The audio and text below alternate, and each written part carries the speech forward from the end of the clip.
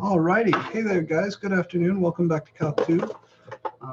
Today is our Thursday meeting, which means we have our normal 12:30 to 1:45 class lecture. And then after that, we have our lab meeting. So today is going to be a long day, and I'll ask you guys to please be patient with me. I will give us a 15-minute break between the lecture and the lab. So if 1:45 rolls by and I'm still rambling, please, throw up your hand, shout at me, tell me to stop. But let's get into it. Last time we got some extra practice with U substitution, which is kind of the last section that I really trust Calc 1 professors to cover in any decent way. So we're going to pick back up there and continue forging our way forwards. The other topics for this week are areas between curves, which is section 6.1 in the textbook. And then I would like to introduce this concept of average value of a function, which is a nifty thing, especially for people who are going to be doing any work in statistics down the road. And you'd be surprised how many quantitative fields, like different engineering fields and whatnot, end up using a lot of statistics, even if it doesn't seem like on its face that that's going to be super important for them. So, of course, as always, welcome back to MAC2312. This is section 004. Today is a lecture, and the date is the 7th of January, 2021. Today, I'm going to get us a little more practice with U substitution.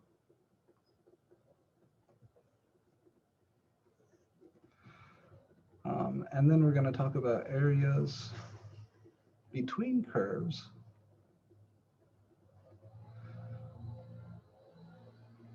And then we're going to talk probably a little bit about average value of a function.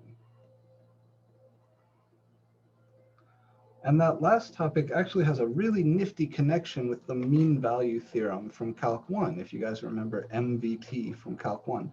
Now, just for note purposes, U sub is section 5.5. Areas between curves is section 6.1. And the average value of a function, this is kind of a weird jump, I believe is section 6.5. We're going to come back next week and talk about some of the sections between 6.1 and 6.5, but they kind of work together in a neat way, so I don't want to disrupt the flow of the class. The book is just organized somewhat strangely there. A quick reminder, everybody should be into WebAssign by now. The first WebAssign homework is up, so reminder.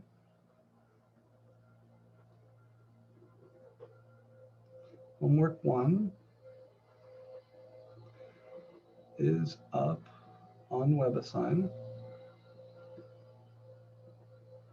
And remember, even if you don't have your access code yet, you can still get into WebAssign using the temporary or trial access, they call it. So there's no reason for anybody to not be in there. Even if you don't have your code, please get in there and sign up for the class using the class key from the syllabus. And this homework 1, this is going to be due at the start of class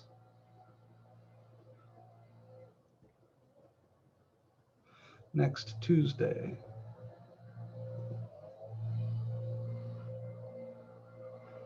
And the system will always work like that. The homework will open after the first day of class on a given week, and it will always be due at the start of class the following week. So you always have exactly 1 week to work these homework problems.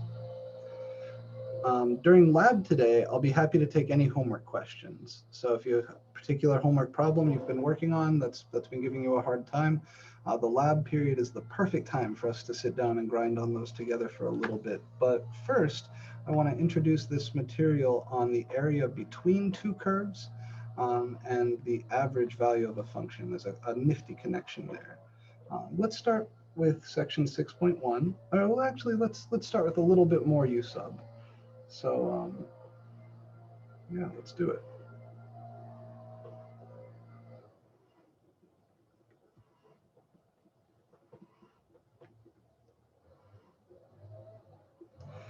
There are some funny things that can happen in substitution problems that are not super easy to figure out how to handle. And I want to address some of those weirder or more challenging problems. So the first example I want to work here, we're just going to jump right in. Ah, shit. Sorry, the fellas outside our apartment are blowing some leaves. I'll give a second for them to move away while so you guys can hear me. Close this.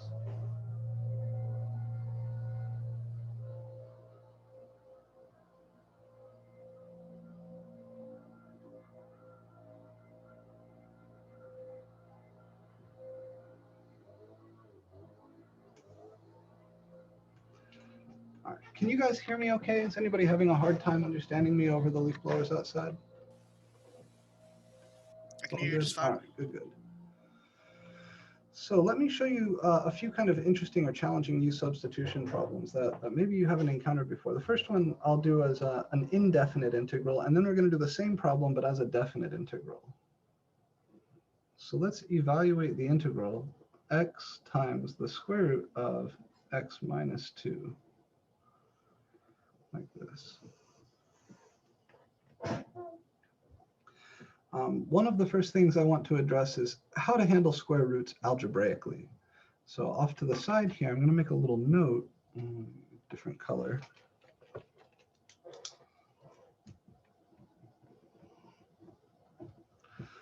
The square root of x minus 2 is not the same as the square root of x minus the square root of 2. We can't do this. We can write it as quantity x minus 2 to the 1/2, but that's not the same as x to the 1/2 minus 2 to the 1/2. Doing this would be the same thing as doing this, which is not allowed. So square roots can never be split up over addition or subtraction. It's a very common mistake I see, and it's not allowed. So while you might think, oh, well, let's rewrite this as a power and then distribute this x, that doesn't work because we can't distribute this x into the square root because we can't do this. So instead, we need to solve this problem by making a little substitution. Can anybody recommend a substitution for this integral?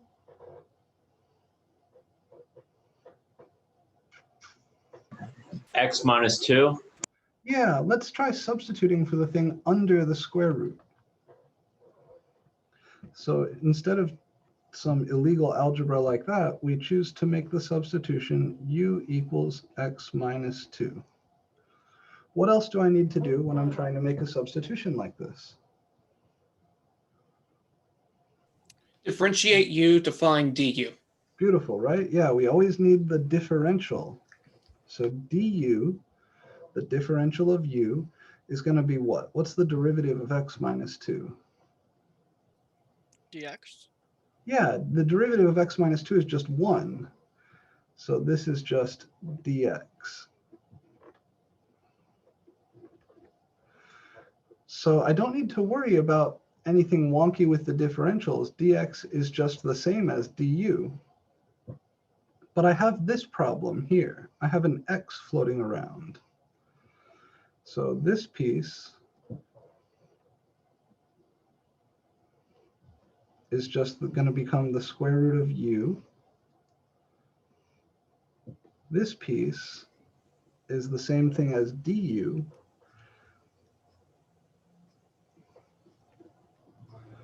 But I need to get every single piece of my integral in terms of the new variable before I can integrate. So before I can do anything, I'll make another note here. And this is super duper important.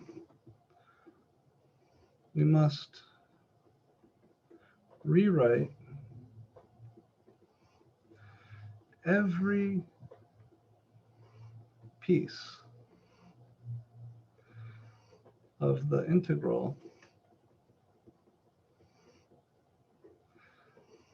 in terms of the new variable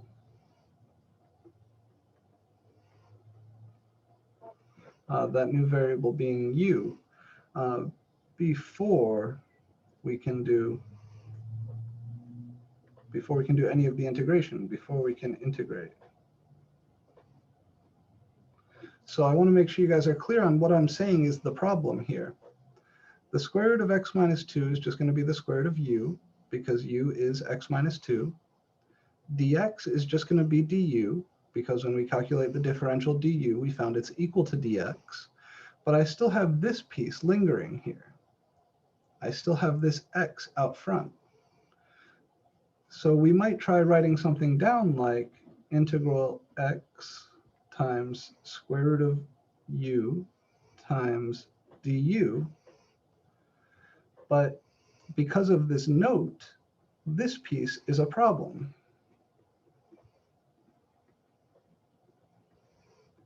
And a little notation I like for problem things, it's actually coming from chess notation. It's this question mark exclamation point, like what the fuck for real?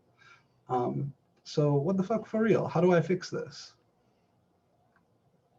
How do I rewrite this part, which is not in terms of my new variable, right? It's still in terms of the old variable. How do I rewrite this part in terms of the new variable u? Does u plus 2 work? Very good, u plus 2. So since u is equal to x minus 2, that's the substitution that we used, right? That's how we defined the variable u. We know that u plus 2 is equal to x, right? Just add 2 to both sides. So this integral, and just to be clear, this is what we call an abusive notation, where you've got this mixture of variables in there. It's all bad news. What the fuck for real? This abusive notation can be corrected into an integral that does make sense. X is u plus 2. And then I've got the square root of u du. This integral doesn't make sense because it's got 2 different variables in it. We just don't know how to handle that. It's not something that can be dealt with. This integral does make sense because it's all in terms of the new variable, right? I've got the differential in terms of the variable u and the whole function inside in terms of the variable u. I'm sorry, Professor. Everybody comfy with how we get from this starting integral to this integral? Professor, I have a question. Yes, please.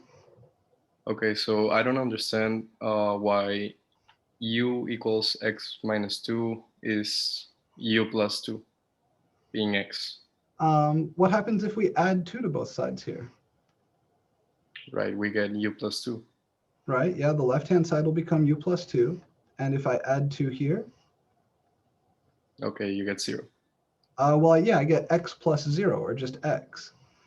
So this statement right here is equivalent to this statement right here. Okay, I can see that. Is that making sense? So the challenge I had to resolve is the fact that there's still an x floating around in my integral after I plug in the obvious pieces. And I know I need to get everything in terms of the new variable.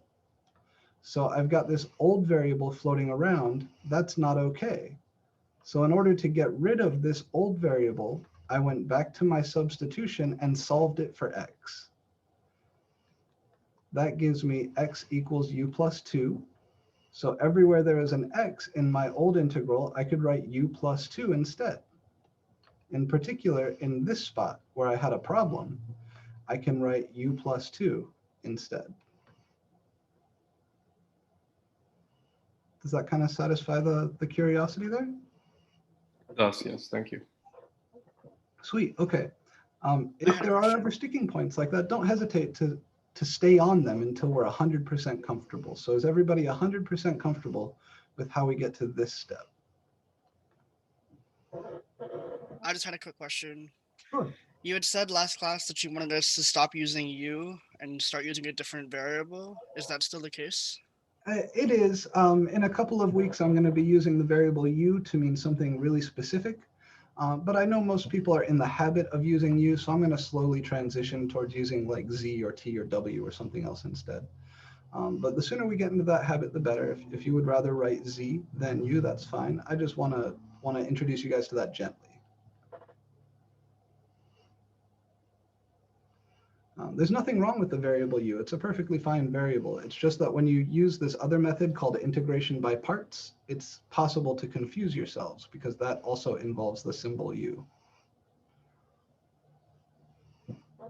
So for now, it's okay. And if you've been using the variable u in your substitutions, don't feel bad. There's nothing wrong with that. It's just that later on, it could create some confusion. So from here, what do I do? How do I evaluate this integral?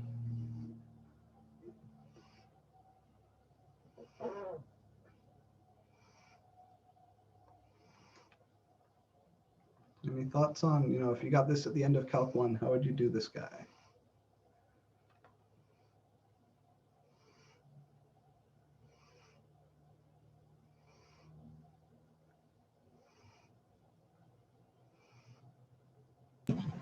Could you do u times the square root of u plus 2 times the square root of u? Perfect. Yeah, I can distribute, right? I can distribute this square root of u over these parentheses. So what I'll get is integral of u times square root of u plus 2 times the square root of u. And anytime your integral has like two pieces separated by addition or subtraction, you should always put them in parentheses before the differential. It's just good notation. Not every textbook does it, but they should. All right, what do I do from here? Can you write it as two separate integrals here? We could split it into two separate integrals. I'm going to leave it as one though, because it really, the same technique is going to be used for each of the two pieces. You could make the exponents like fractions. Good. Yeah, each of those can be rewritten as a power function. This is the same as u to the 1 times u to the 1/2 plus 2 times u to the 1/2 du, like this. I'm going to move the page up now. Here, I'll just move it all the way up. And now I can use my rules for exponents, still not doing any calculus, just algebra. U to the 1 times u to the 1/2 is u to the 1 plus 1/2. That's u to the 3/2. And then here I just have 2u to the 1/2. So what's nice about this is now these are both just straight up power functions. And that's what I meant when I said we're going to use the same method or same technique for both pieces, because they're both power functions. We'll apply the power rule to both of them. If we needed to do a different thing for this than we did for this, then I would split up the integral and handle the two separately. The algebra rule that I'm using here, never hurts to recap these, is that if you have the same base, like x to the a times x to the b, that's the same as x to the a plus b. It's a useful rule. And then from here, I just need to calculate an antiderivative, right? Oops, so I can get rid of my integral at this step, because we're going to go ahead and calculate our antiderivative. How do I find an antiderivative for u to the 3/2? Plus 1 and divided by 5/2. Good, yeah, we add 1 to the power. So 3/2 plus 1 is 5/2. So we add 1 to the power and then divide by that new power. And we do the same thing for the other guy. The 2 just comes along for the ride. It's a constant multiple. If you add 1 to this power, you get 3/2. And then we divide by that new power. And at this stage, we tack on our plus c. And now there's some simplification that can be done. Dividing by 5/2 is the same as multiplying by 2/5. So I have 2/5 u to the 5/2 plus 2 times 2/3 u to the 3/2 plus c. So remember, when you divide by a fraction, you flip and multiply. And now here I can clean this up a little bit. 2 times 2/3, that's 2/1 times 2/3, that's 4/3. And in the same step, I'm going to go back to my original variable.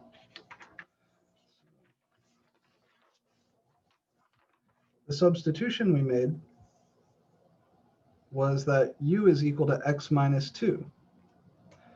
So this is 2/5 times x minus 2 to the 5/2 plus, now here 2 times 2/3 is 4/3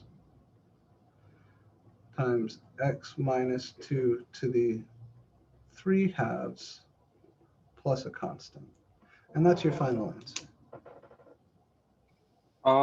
Would you want us to transform that into the square root form? Because since in the question it was in that form, or is it just fine 3/2? This is perfectly acceptable to me. If you wanted to write this as quantity, the square root of x minus 2 to the 5, and you want to write this as the square root of x minus 2 to the 3, that's okay, but you don't need to. Okay. Also, will the lab session also be recorded and uploaded? It will be, yes. I'll be recording this all as one chunk, actually. Okay, thank you. Any other questions or comments on this problem? I have a question. Yes. Can you go back to the previous page that you had? Sure. So here's where we got started. Yeah, right here, would you be able to square the first x in the original problem and then write it as the square root of x squared and then put it into the other square root?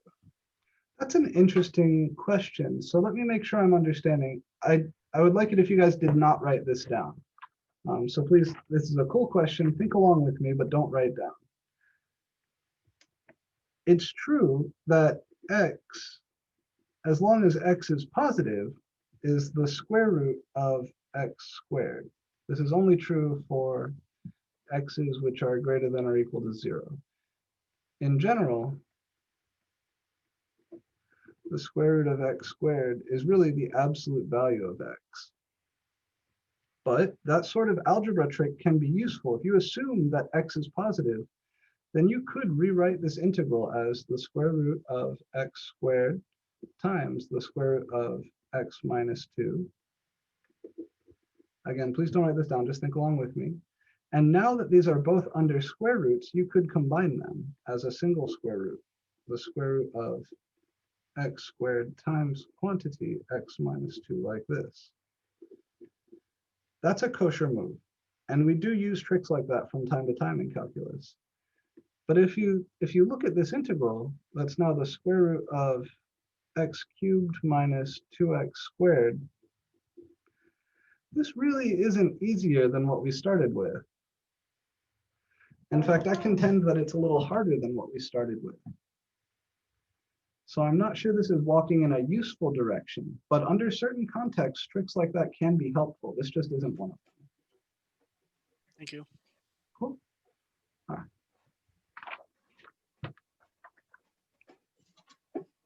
Anything else we would like to discuss about this problem?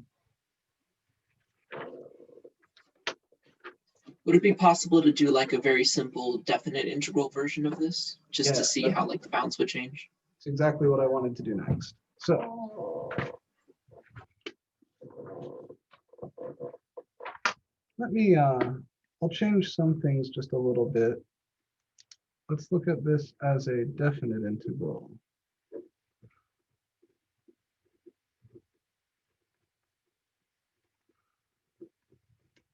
So let me do this integral now from 2 to 3.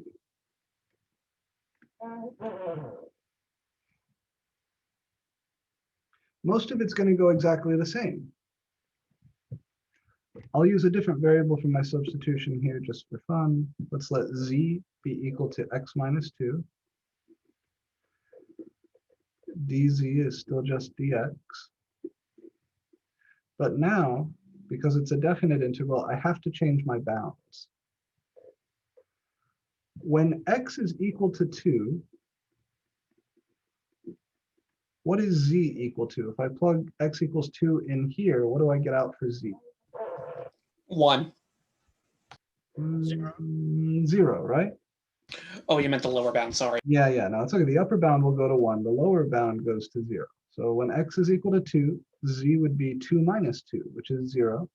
And then when x is equal to 3, then z will be equal to 1, because 3 minus 2 is 1.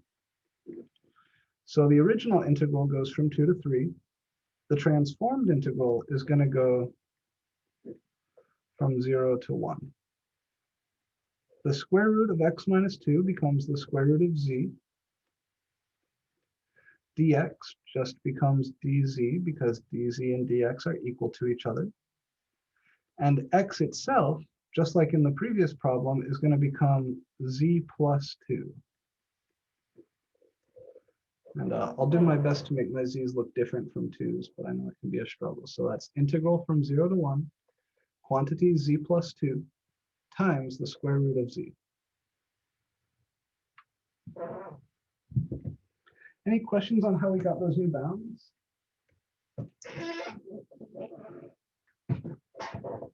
So again, to get the new bounds, you just take the old bounds and plug them into the substitution. So when I plug the old lower bound, which is 2, in for x here, I get z equals 2 minus 2, which is 0. So when x is 2, z is equal to 0. Old lower bound, new lower bound. When I plug my old upper bound, which is 3, into this substitution, I get z equals 3 minus 2. So when x is equal to 3, z is equal to 3 minus 2, which is 1. So my old lower bound or old upper bound is 3. My new upper bound is 1. From here, everything goes exactly the same. We rewrite as integral 0 to 1. This is z to the 1/2. So when I distribute, I'll get z to the 3/2 plus 2z to the 1/2 dz. And then my antiderivative step looks the same. Now I'll put it in brackets for that evaluation thing because we're going to evaluate. I add 1 to the power. 3/2 plus 1 is 5/2. So it's going to be z to the 5/2 divided by 5/2 plus 2 times add 1 to the power. 1/2 plus 1 is 3/2. So that's z to the 3/2 divided by 3/2. And this whole apparatus gets evaluated between these new bounds, 0 and 1. The nice thing about changing your bounds when you substitute, or one of the nice things, is that you don't have to go back to the old variable. You're totally done with x's. After you've made that substitution, you can think of this as a totally fresh problem. So I just have to take this thing and evaluate it between these new bounds. I do still think it's worthwhile to clean up the fractions a little bit. So this is 2/5 times z to the 5/2 plus 4/3 times z to the 3/2 evaluated from 0 to 1. And when you plug in 0 for z, I think it's pretty clear that these are both 0. Both of those powers are positive powers. So if you take a 0 and raise it to a positive power, you always get 0, like 0 squared, 0 cubed. This is 0 to the 2.5. This piece would be 0 to the 1.5, both of which are 0. So the only contribution comes from plugging in the upper bound. That upper bound is 1. So I'll have 2/5 times 1 to the 5/2 plus 4/3 times 1 to the 3/2. And I get nothing from the lower bound, so I won't even write it. And just like raising 0 to a positive power is easy, raising 1 to a positive power is easy. 1 to the 5/2 is 1. 1 to the 3/2 is 1. So this is going to be 2/5 plus 4/3. And if we want to, we can write this as a single fraction. If you multiply by 3 over 3 here, this becomes 6/15. If you multiply by 5 over 5 here, this becomes 20/15. So that's 6 plus 20 is 26 over 15.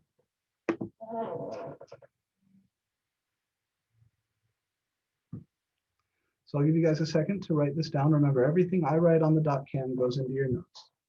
I want to make sure you get it down exactly, nice and clear. Before I do another example, I'm going to show you guys that web page that I was looking for in our last class. I know I couldn't find it during lecture. I have since found it. I posted it to modules, but I want to show you really quickly what I was talking about. First, though, any questions on this? Yeah, I had one. Sure. So with this problem, we could have had domain issues if we had the bounds anything less than 2. Yes. What would that do to the problem? That would ruin the problem. If I had included in the original bounds a number that was less than 2, then this function, the thing we call the integrand, the thing inside the integral, would be complex valued, right? Like if you plug in 0 here, you get, so plug in 1 here, then you get 1 times the square root of -1, that's I. That would be a complex valued function, and you need a whole different theory to integrate complex valued functions. It's called complex analysis. Happens to be one of my specialties, but also happens to be way outside the scope of Calc 2. So I will talk a little bit with you guys about complex numbers towards the end of this class, but we won't integrate any complex valued functions. So if you find yourself in one of those situations, for the purposes of this class, it means something went wrong. But yeah, it's a great question. If we had a bound smaller than 2, we would be looking at a complex valued function there, which requires a different kind of theory. Can be done, just requires a different kind of theory. So it's a wonderful question. Any other questions on this?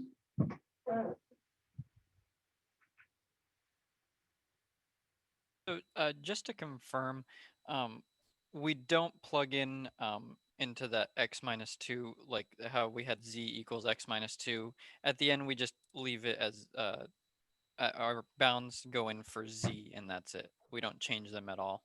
Exactly.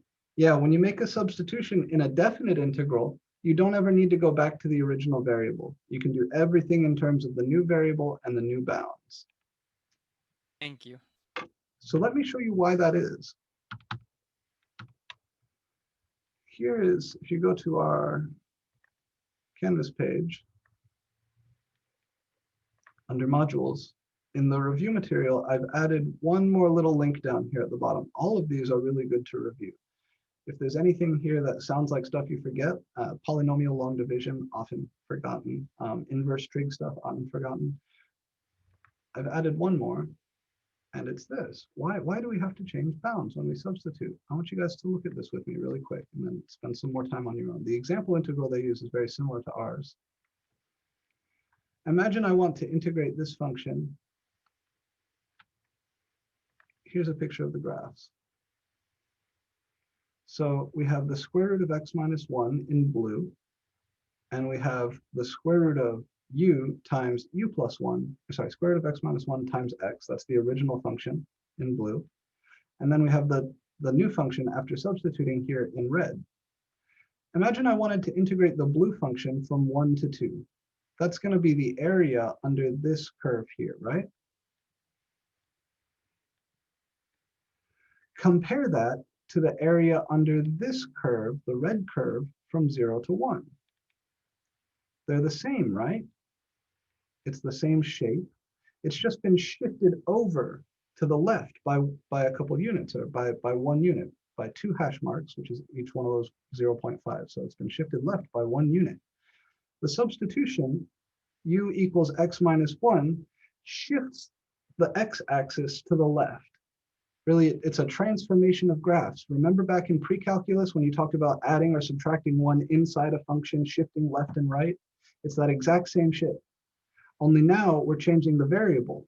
So if u is x minus 1, then the graph where the horizontal axis is u and the vertical axis is f of u is the same as the graph of the original. It's just been shifted left by 1 unit, which means if you want to get that same area, the area under the blue function from 1 to 2, you need to look on the red graph from 0 to 1.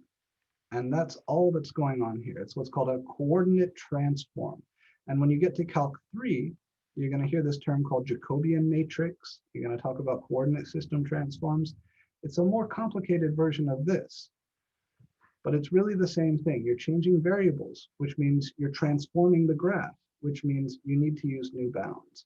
And the simplest way to do a transformation like that is just a shift left or right.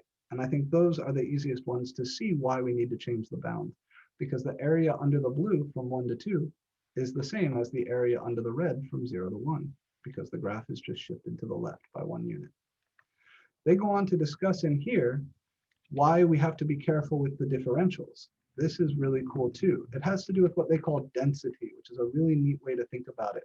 Basically, the differential tells you how much the x-axis is getting stretched out or compressed. And it can get stretched out or compressed different amounts when you make a substitution.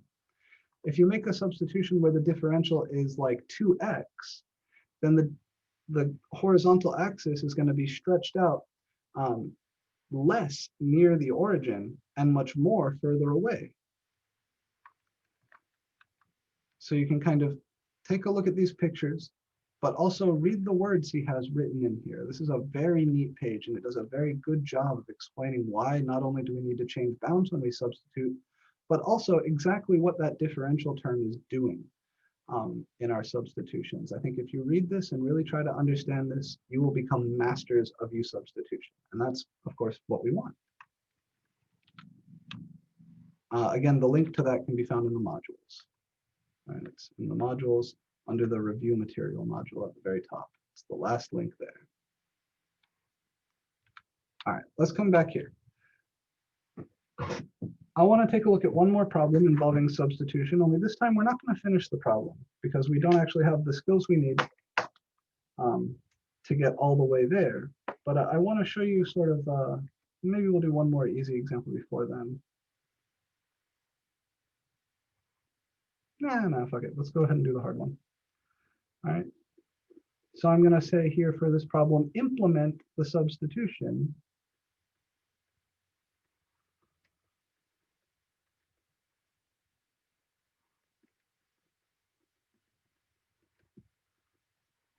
Z equals natural log of x in the integral.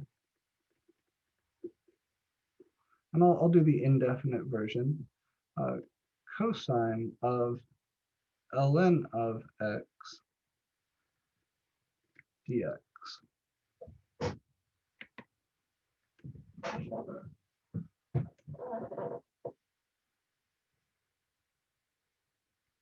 I think it's fairly clear looking at that integral why I would want to try substituting for the natural log. Having this weird shit inside cosine makes us feel all a little bit nervous, sure. So let's try it. If I make the substitution z equals ln x, then I need to calculate the differential dz. What is dz here? 1 over x. Very good. The derivative of natural log x is 1 over x, so dz would be 1 over x dx. No bounds, so I don't need to worry about that. So here's all my substitution stuff. And if I go trying to write down the result, I get, okay, integral cosine of ln x. Well, ln x is z. But then dx isn't just dz here. I can't just swap this for a dz. And Rewrite the equation to make it equal to dx. good. So you come back to this differential and you solve it for dx. Multiplying both sides here by x, I'll write it out, dz equals 1 over x dx is equivalent to x dz equals dx, right? I solved for dx. But now I still have a problem. So, okay, dx, that's the same as x times dz, and these are all being multiplied. What's the problem in my new integral here? You have two variables, z and x. Very good. Precisely the same as the problem we had in the last one, right? So here, this x, he wasn't there as a part of the original problem. He showed up when I shoved my differential in. Is everybody comfortable with where this comes from? Take a second. Make sure you have this part copied cleanly in your notes. And see if there's anything you'd like to ask about that. It's maybe a little bit confusing if you haven't seen this before, so take your time here.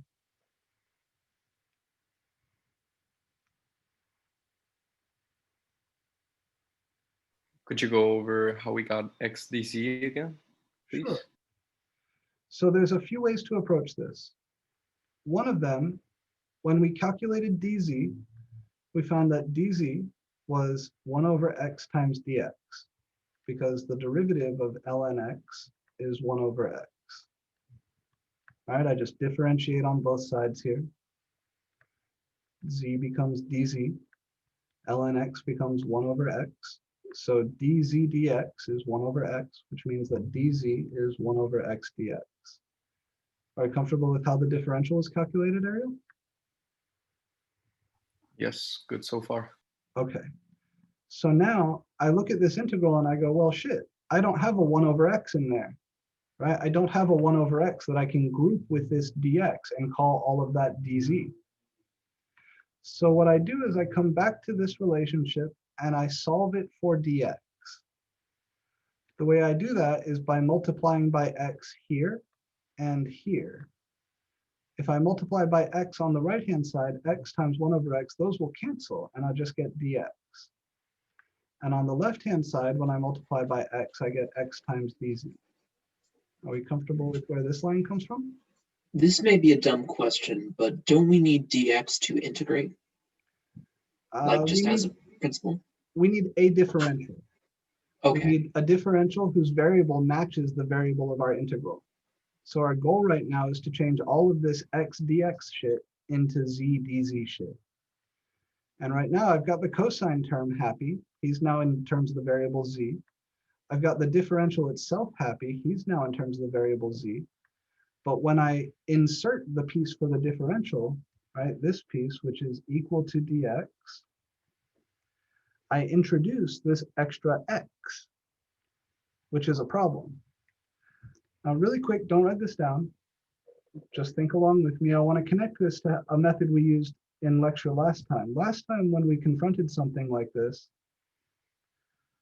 the recommendation from class was to multiply and divide by 2 because we needed a 1/2.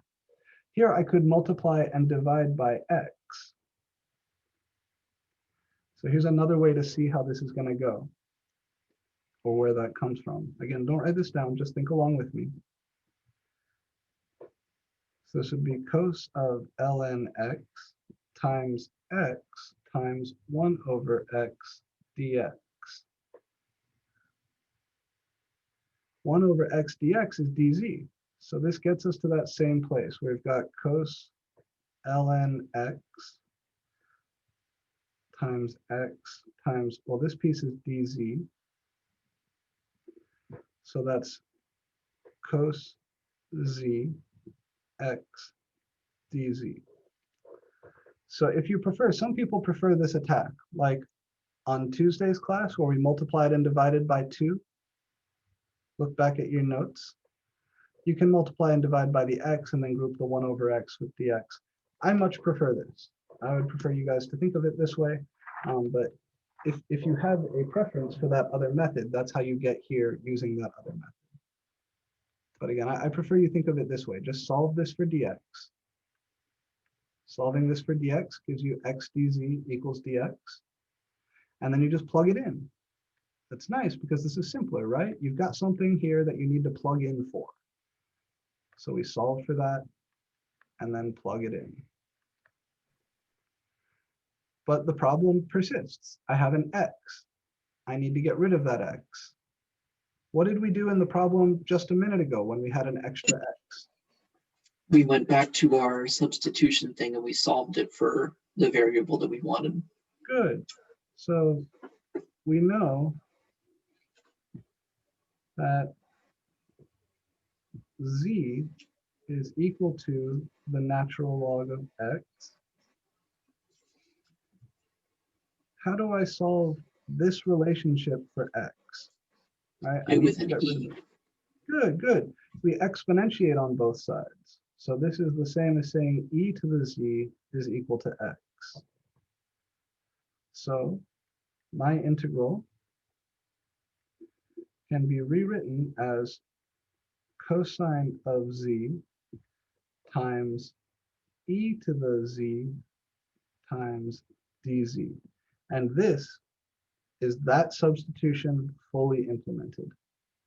Now everything is in terms of the new variable z. I've got my function here in terms of the new variable z. I've got all my differential stuff in terms of the new variable z. This is a successful implementation of this substitution in this integral.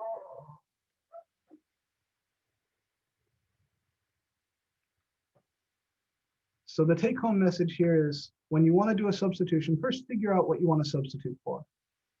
Then calculate the differential. Solve for dx and plug in whatever you get. In this case, we got x dz. If you're lucky, everything will cancel and it'll be beautiful and you don't have to do anything. But if you're unlucky, you may end up with some original variable stuff left over. In order to get rid of that original variable stuff, just like in the problem we did a minute ago with x times the square root of x minus 2, you go back to your original substitution, solve it for that original variable, and that will give you something you can plug in wherever you have any old x's floating around. So I want to pause here. Are there any questions at all about how we get to this integral? Take your time, look at your notes, make sure it's clear. The threshold for clarity here, you want to be able to explain this to someone else. So imagine you had to explain it to your grandma or something.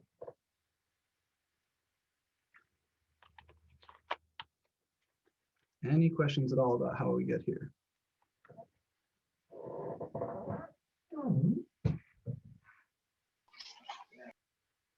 How did you solve for x on z equals ln of x? Good question.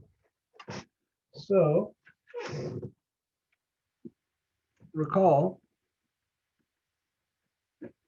the definition of the natural log. There's a few ways to write it. Ln x and e to the x are inverse functions, meaning that the natural log of e to the x is x, and e raised to the natural log of x is x. So to solve z equals ln x for the variable x, we can exponentiate on both sides using base e. What does that look like? Well, that says z equals ln x is the same as e to the z equals e to the ln x. And then by the definition up here, e to the ln of x is just x. So this reads e to the z is e to the ln x is just x. So can we say, like, generally whenever we see a natural log in any integral, it's safe to say that we can substitute for that? Or like if we see any square root, it's safe to substitute for that? That's a good question. Unfortunately, the answer isn't always yes. Yeah, but like generally, like if you don't know any, like if you can't start at all, can we start with u equals square root of whatever in the integral? I would say it's like chess. You know, if you don't know what to do, at some point you just have to make a move. Mm-hmm. And if after you make that move, things start to crystallize and come together and look better, continue down that path. One of the big challenges in Calc 2 is that it's no longer like there's one straight path to the answer. especially when we're working with integrals, there's many forking paths you can go down, and most of them are dead ends. But if you try something and the integral appears to be getting better, I would say continue down that path. Oftentimes, substituting for whatever's under the square root or whatever's inside the trig function or things like that is a good path, but not always. So the word generally in math means like works all the time. And that's not the case here, but it is often the case, and it's often worth trying. So if you're looking at a problem where you've got a natural log floating around, or you've got some stuff under a square root, it's often worth trying to substitute for the natural log. It's often worth trying to substitute for the thing under the radical. But if your integral doesn't start to look better within a step or two, I would say go back and try something else. What works for one does not work for all, unfortunately. There's just so many integrals that can be really, really challenging. Sometimes the steps are, what works for one does not work for the other. All right, so that gets us to here. Now this, unfortunately, is an integral that we don't know how to do yet. It's going to require something like a product rule, right? If I wanted to differentiate cos z times e to the z, that would be a product rule derivative. And what we need for this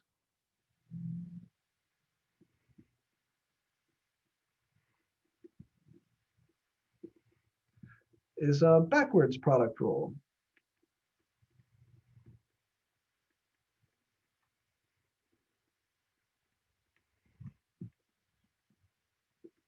Which is called integration by parts.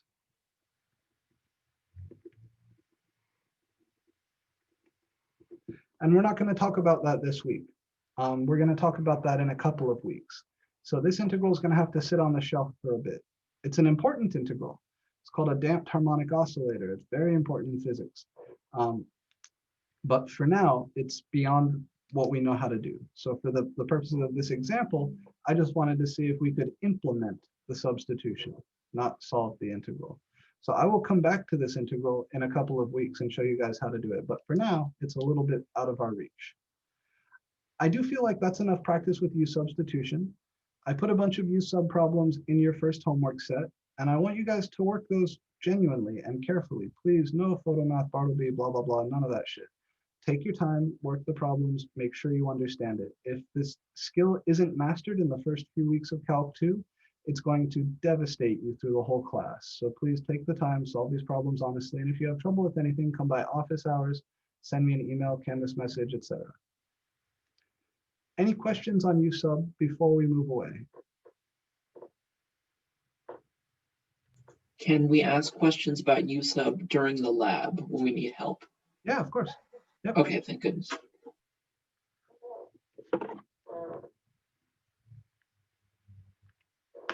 All right. I'm going to go ahead and introduce the next bit of material now, which is section 6.1 on areas between curves.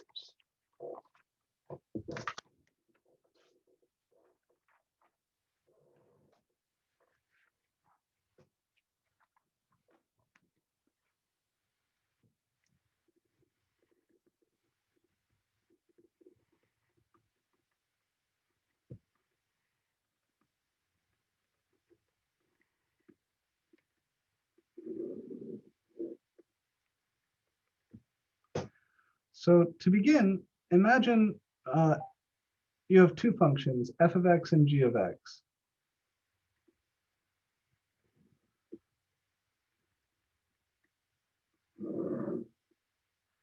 Let's see, I've got a couple color choices here. So I'll put f of x up here.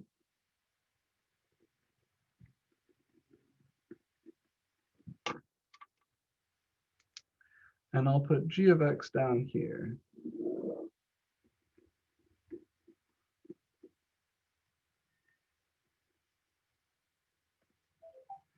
And maybe I want to find the area between them from x equals a there to x equals b over here.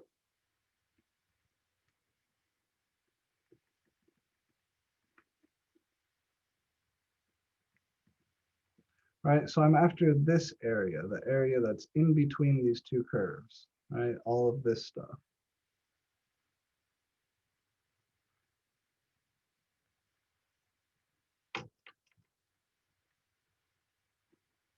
here's the area under G.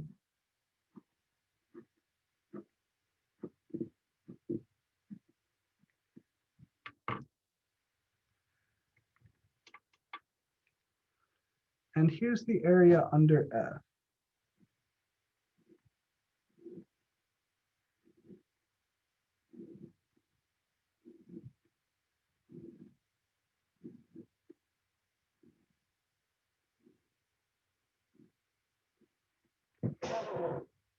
If I only want the area between them, which I'll shade here in pencil,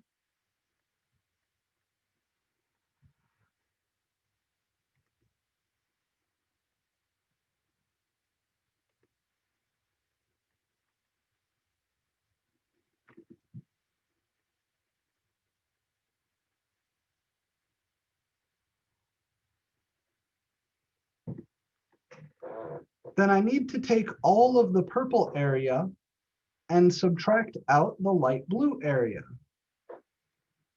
Does that make sense? So the area between f of x and g of x, that's the pencil shaded area,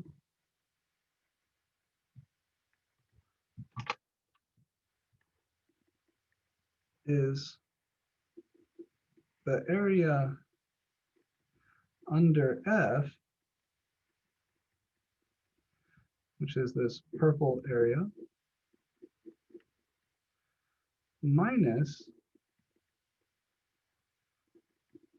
the area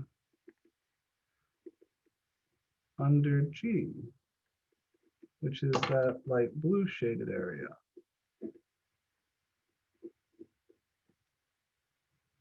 Take a second, copy the picture down, and convince yourself that it's true. If I take all this purple area here, and I subtract out this light blue area down here, then what's left is exactly the pencil shaded area in between them.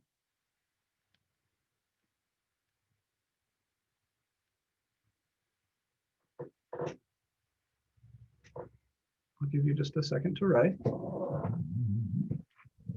I had a question. Yeah, go ahead. So on your statement down below, wouldn't it just be the area between f of x to g of x in the between a and b, not overall? Yes, exactly. So can you do this as an indefinite integral where you didn't have bounds? Well, I can only, integrals only represent areas when we're talking about definite integrals. So really it's implicit, yeah, that I'm talking about from x equals a to x equals b. You can insert that here.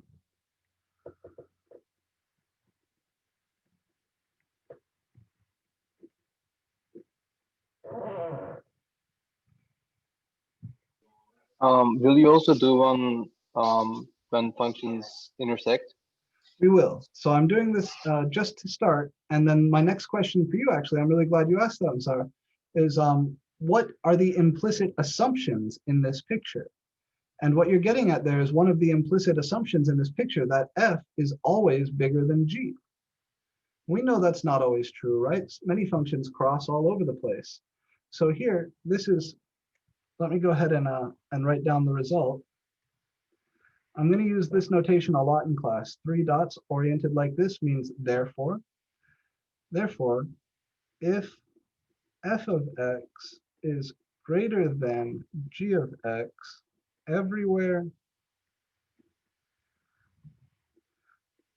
on the interval AB, then the area between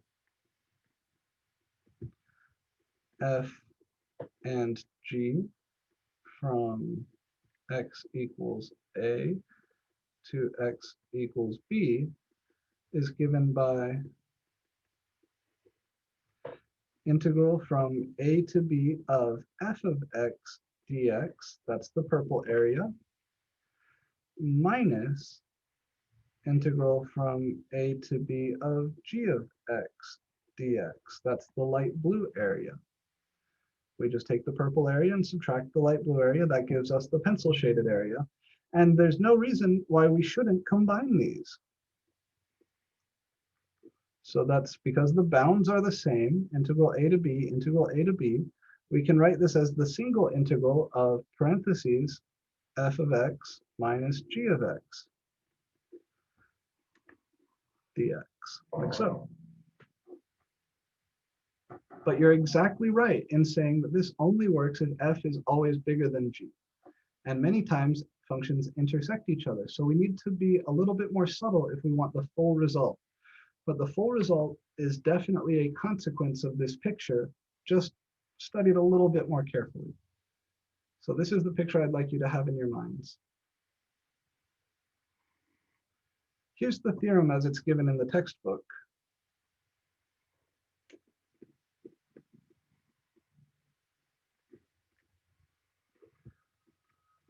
If f and g are continuous on the interval AB, then the area between them, between their graphs,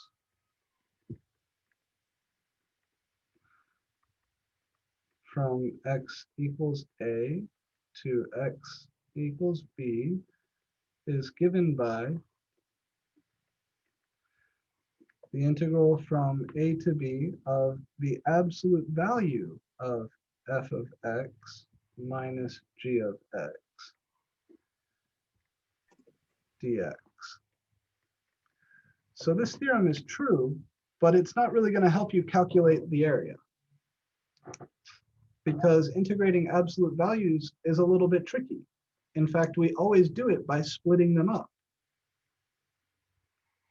So I'll let you write this down, but then I'm going to show you how we actually handle these in practice, because most of the time in practice there is some intersection. In essence, what we do is we break it down into multiple integrals anytime the functions intersect, and then you always integrate the upper function minus the lower function.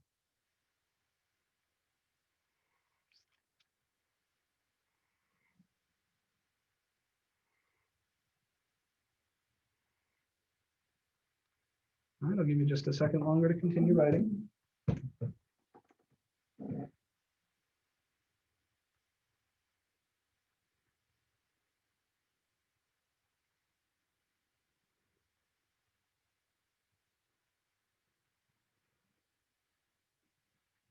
You're a good boy.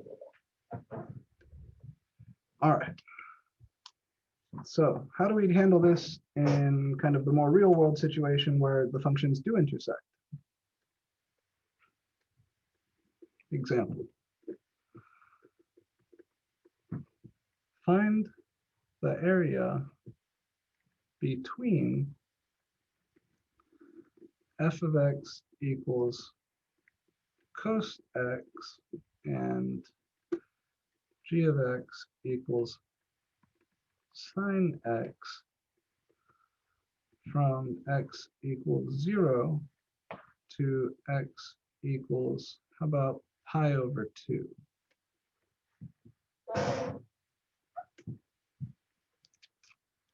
For these problems, you should always sketch the graph. I cannot make you sketch graphs in WebAssign, but you need to practice drawing these graphs by hand. I can't emphasize that enough. On the tests, I will require you to draw graphs like these by hand. So you need to know how to do this, right? The fundamental graphs like sine, cosine, e to the x, natural log of x, any linear or quadratic function, you need to be really comfortable graphing those without any sort of assistance. So let's first draw the graph of cosine.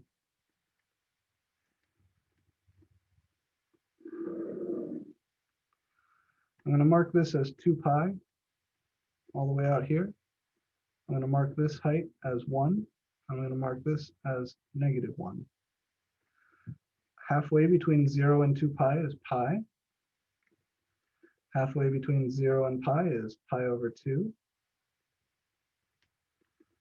Cosine starts all the way up here at 1, goes through 0 at pi over 2, goes through -1 at pi, goes through 0 again here at 3 pi over 2, and then comes back up to 1 by 2 pi. Here's the graph of the cosine function.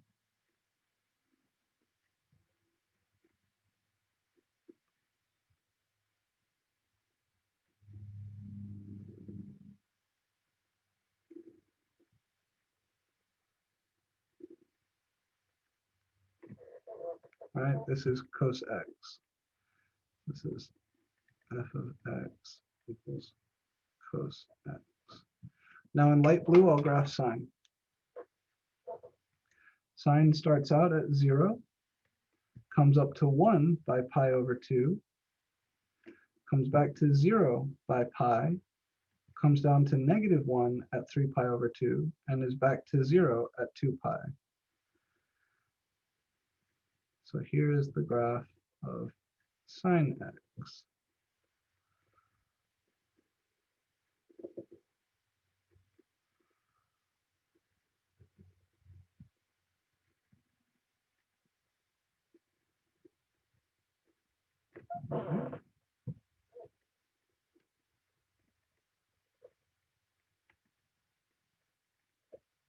We need to be comfortable drawing these graphs by hand, and exactly how you saw me do it right there, that's the best way to do it. Now, I'm only interested in a tiny little piece of this. I'm interested in this stuff here and this stuff here.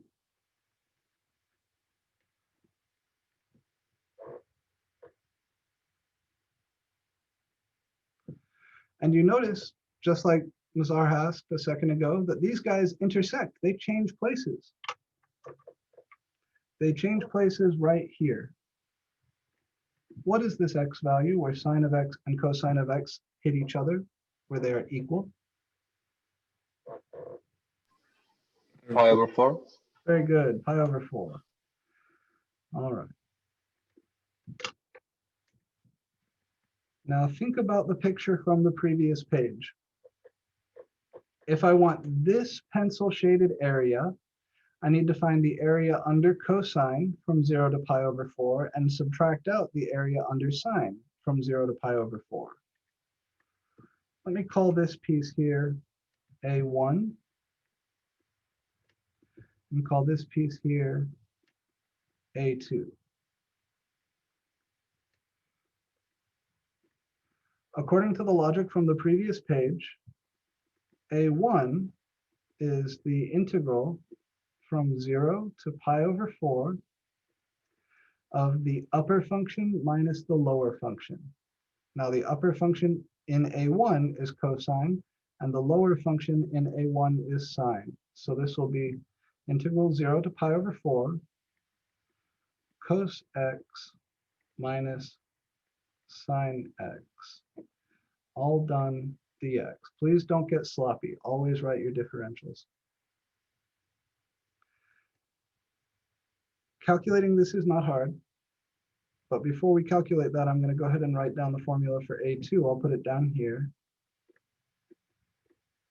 A2, the area between pi over 4 and pi over 2 here, is going to come from the integral of sine minus cosine. Again, upper minus lower. So they trade places here, which means we need to do two separate integrals.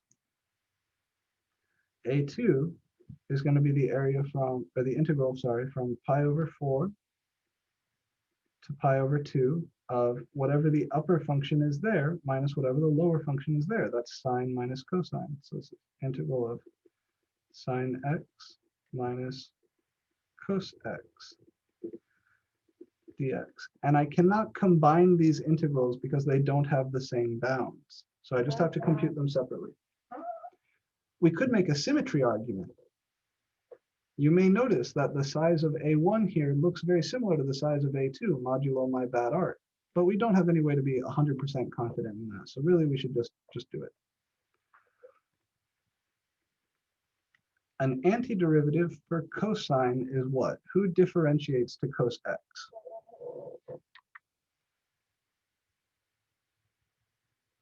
Sine. Good. And an antiderivative for sine? negative cosine, but since it's negative sine, it would be positive cosine.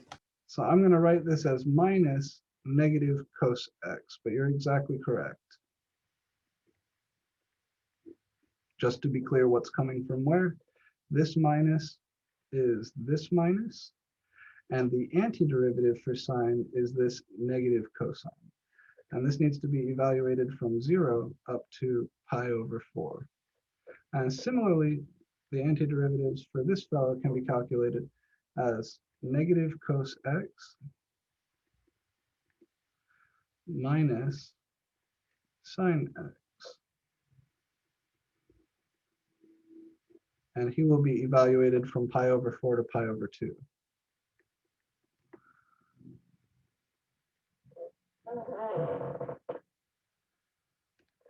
Everybody comfy so far? Take a second, make sure you've got your notes, your pictures, everything nice and clear. Again, drawing good pictures is everything here, right? Because that's how you know who the upper and lower is. That's how you know to even look for intersection points. The picture is everything.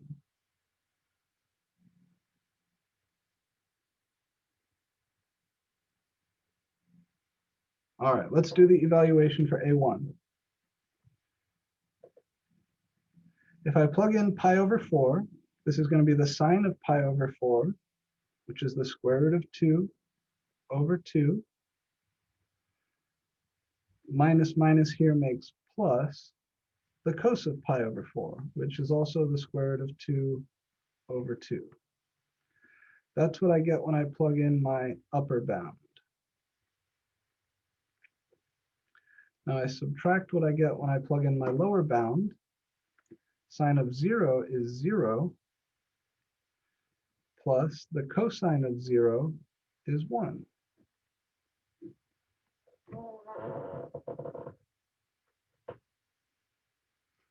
Right, so I'm rewriting this minus minus as a plus here, right? This plus is this minus minus. This plus is this minus minus. This whole piece is what we get when we plugged in pi over 4. This whole piece is what we get when we plugged in 0. Root 2 over 2 plus root 2 over 2 is 2 times root 2 over 2, which is root 2. So this piece is the square root of 2 minus 1.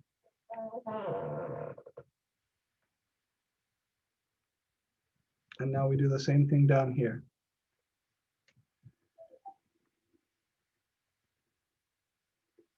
When I plug in my upper bound, pi over 2, the cosine of pi over 2 is 0, and the sine of pi over 2 is positive 1. So this is negative 0 minus 1.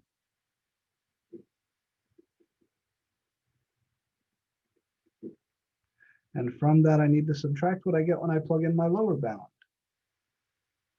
When I plug in pi over 4, the cosine of pi over 4 is root 2 over 2. So that's going to be negative root 2 over 2. Minus the sine of pi over 4 is also root 2 over 2.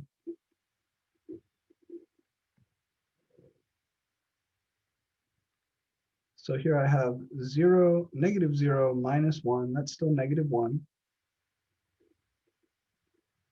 And then I've got minus negative root 2 over 2 minus root 2 over 2.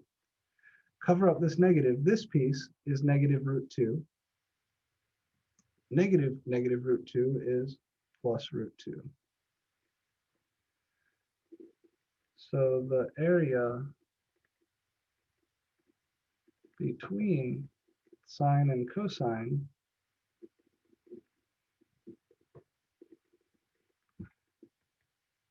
from x equals 0 to x equals pi over 2 is a1 plus a2. A1 is root 2 minus 1 plus a2 is negative 1 plus root 2. And when you add those together, oh wait, what happened here? Did I mess up a sign? I think I messed up a sign somewhere, didn't negative, so let me see. Plug in pi over 2, cosine is 0, minus sine is 1. Oh, I feel like I messed up a negative sign.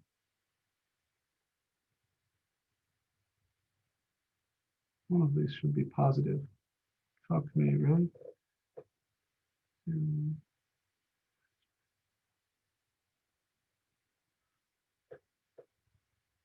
Oh, shit. All right, give me just 1 second. I'm sorry. I think I messed up a sign here somewhere.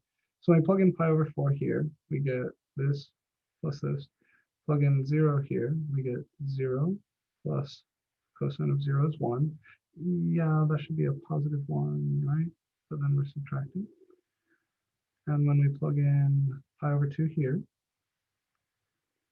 cosine of pi over 2 is 0. And the sine of pi over 2 is 1. So this is negative. Minus this makes this. Oh, no, this is correct. Yeah, I'm sorry. So this is 2 root 2 minus 1. No errors.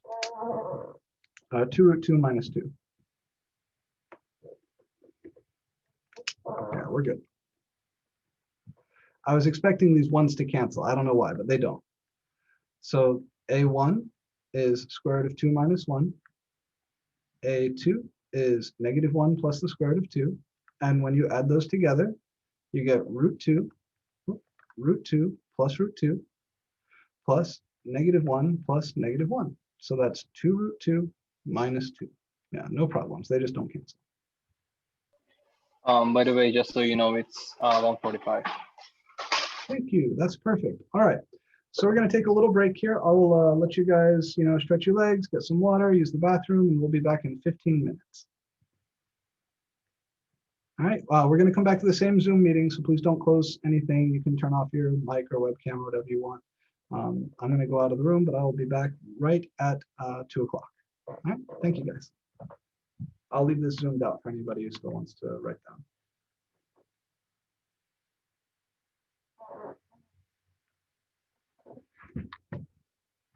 Oh, I should get my coffee.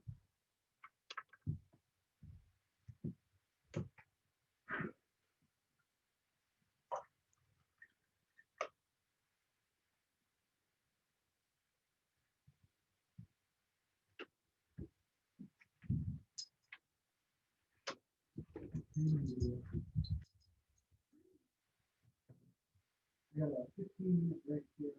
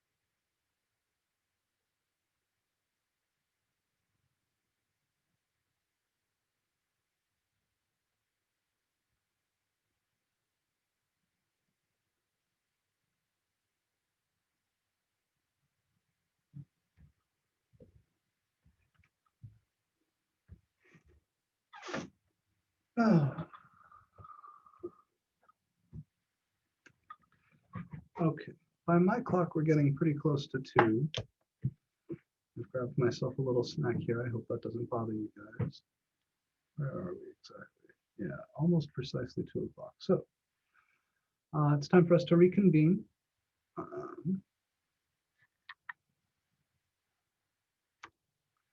Let's see some things in chat here.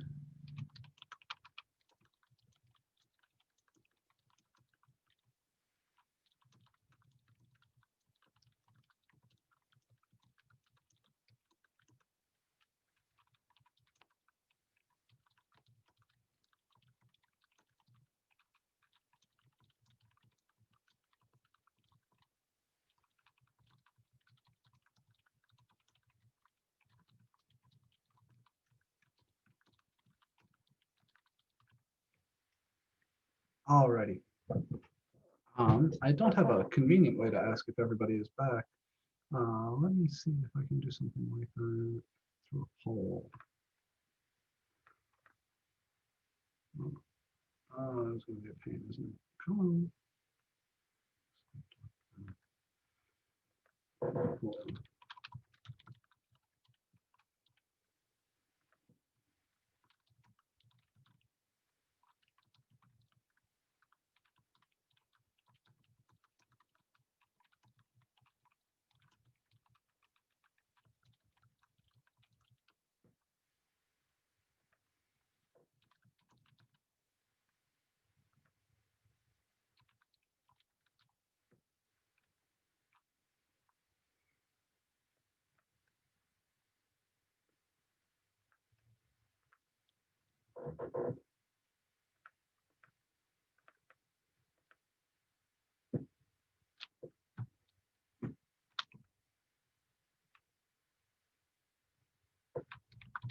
That's funny. That was, yeah, that's hilarious. All right, so here we go. All right, just let me know via the poll that you are back, and we'll get into it.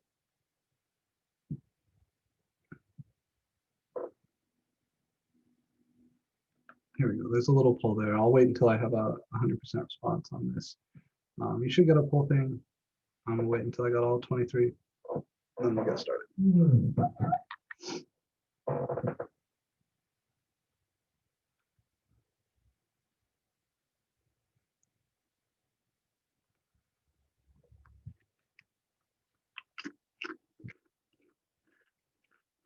Professor P, I don't know if I was the only one that ran into an issue with WebAssign not working. Like I tried to register my access code, and it kept resetting me back into the login. They have no clue why that was happening. I don't know if anybody else is having the same issue, but I tried it on Tuesday, and I tried it today, and the same thing was happening. Like it says that the class is registered in my home, but it just doesn't. It doesn't allow me to access like the actual class page. Even I haven't paid for it, but I think we're supposed to have like a 14-day grace period, aren't we? Usually on the page where it asks you for your access code, there will be a link you have to click to officially start the trial access. Okay. So if you're on that access code page, try scrolling down and looking at it. It's usually like light gray. They try to hide it. It's kind of sinister. Okay. But see if you can find that. And if that still doesn't work, send me an email and I'll reach out to our representative at Cengage and see what they can do. Okay, thank you. Of course. I think I'm still waiting for one more person to respond to the poll. But since 22 of 23 people have told me that they are either back or kofefi, we're going to go ahead and get moving. I'll end the poll here. And we'll come back over here. All right.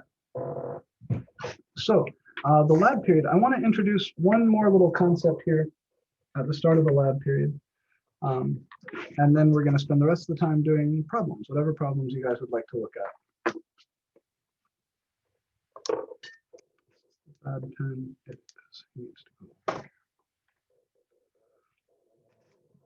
All right, so again, little intro.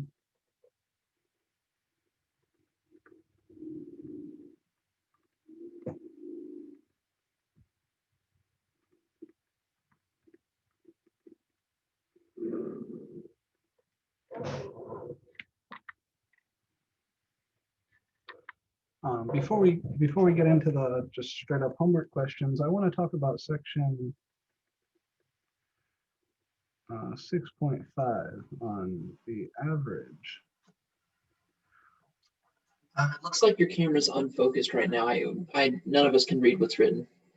Okay, I will tell it to focus again in a second. It's supposed to autofocus, but it seems to be having a rough time today. I wish there was a manual focus on this. There we go. There's a little bit more to say about areas between curves also, by the way. If you have two functions where y is the independent variable as opposed to x being the independent variable, then we'll end up doing a dy integral. I'll take a look at those as example questions to kind of show you how they work, because the intuition is the same as the intuition we just looked at.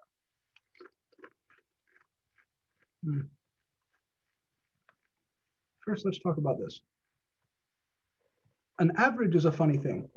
There's a few different ways to define an average, even for just a regular set of numbers. So the type of average we're talking about here is called a mean. If I have a bunch of numbers, the average, and by average I mean the mean value of a set of numbers, call them y1, y2, y3, all the way out to yn, is given by the formula, or you add all of the numbers up and then divide by the number of numbers, right? y1 plus y2 plus y3 all the way out to plus yn. And since there's n things there, you add them all up and then divide by the number of numbers. How do we do this?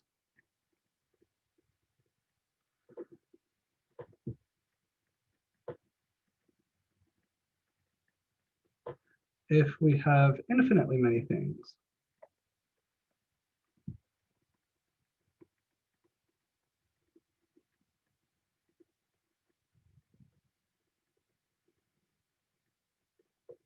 So, what if I had an infinite list of numbers and I wanted to find the average of all of those?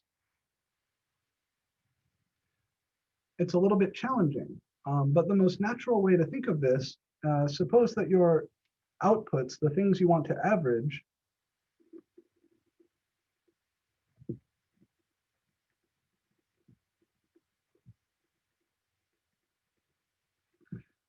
all of the y values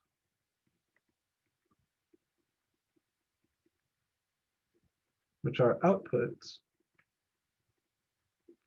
for the function f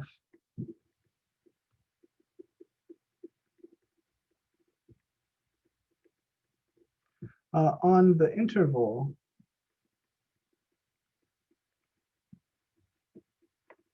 a to b.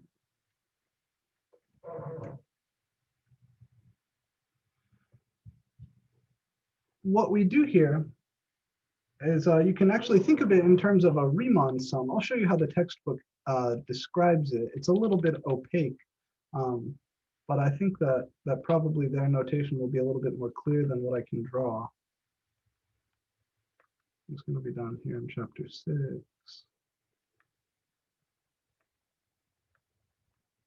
Right? If I wanted to average a whole bunch of outputs from a function, I would sum all of these things. I would sum f of x1 plus f of x2 plus f of x3. And what you'll see is that you can turn it into a Riemann sum. So if you take all of those things and I'll show you, just come back over here. So I've got some function f of x defined on an interval AB. Maybe over here is A, over here is B. And what I want to do is find the average of all these y values. I can partition the interval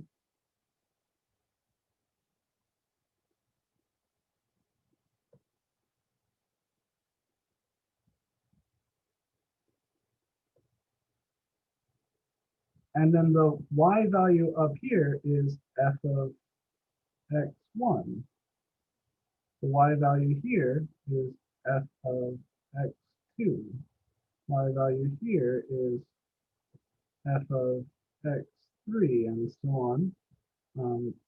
This would be f of x n minus 1. And this guy right here, because this is x n minus 1. And this guy right here would be f of xn, because that's xn in my partition. Just like when you're getting ready to do a Riemann sum. Same sort of vibe. Only instead of thinking about rectangles now, what I want to do is think about averaging all of these y values. So I need to send n, the number of points in this interval, to infinity. So I would be looking at something like the limit as n goes to infinity of f of x1 plus f of x2 plus f of x3 plus all the way out to f of xn. And I would need to divide all of this by n. And this is what we'll call the average value of that function.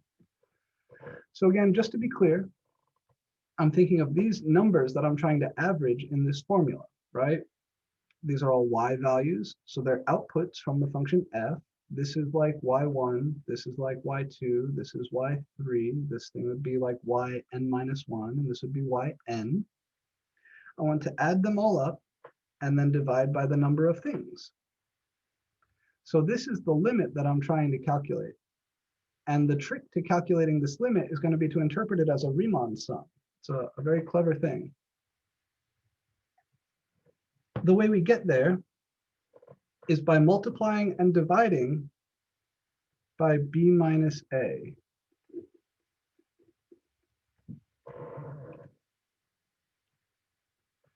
And then I'm going to shuffle this b minus a downstairs out front, 1 over b minus a. I can pull it out of the limit because it doesn't have any n's in it. And what's left in here is, I'll write it like this, f of x1 plus f of x2 plus f of x3 plus blah, blah, blah, all the way out to f of xn. And then this 1 over n down here, I'm going to group with the b minus a that's left upstairs here. The b minus a downstairs came out front. What I have over here is now b minus a over n. And if you take a second to try and remember what Riemann sums looked like, b minus a over n was always called delta x. And this piece right here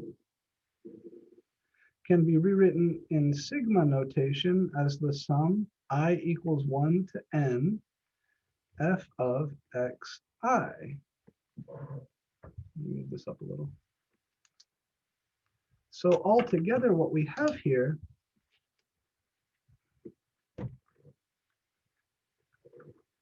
this average value can be rewritten as 1 over b minus a times the limit as n goes to infinity, sigma I from 1 to n, f of xi times delta x, which is a Riemann sum. Get a piece of paper under here so the thing looks better.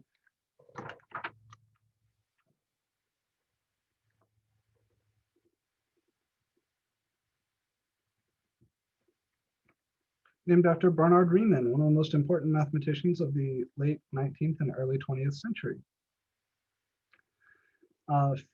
So it's equal to the Riemann integral. The 1 over b minus a out front stays there. Move this up a little bit. And then this whole piece, the limit, the sum, all of that is the integral from a to b of f of x dx. So what this means is that the average value of your function, the thing you get when you average all the outputs over the interval AB, is 1 over b minus a times the integral from a to b of f of x dx. In other words, another way of thinking of the integral is as a weighted sum of all the values of the function. It's very, very cool. This is a way of saying I'm going to add up all of the values of the function from a to b. So you do the integral, and then you divide by the length of the interval. And that will be the average value for that function over the interval a to b. It's a simple formula to use, but it's neat in that it has some cool applications in physics. You can think of this in terms of a balancing point, or the way the textbook describes it. I'll give you just a second on this to write things down. The way the textbook describes it is in terms of the mean value theorem, which is also very cool.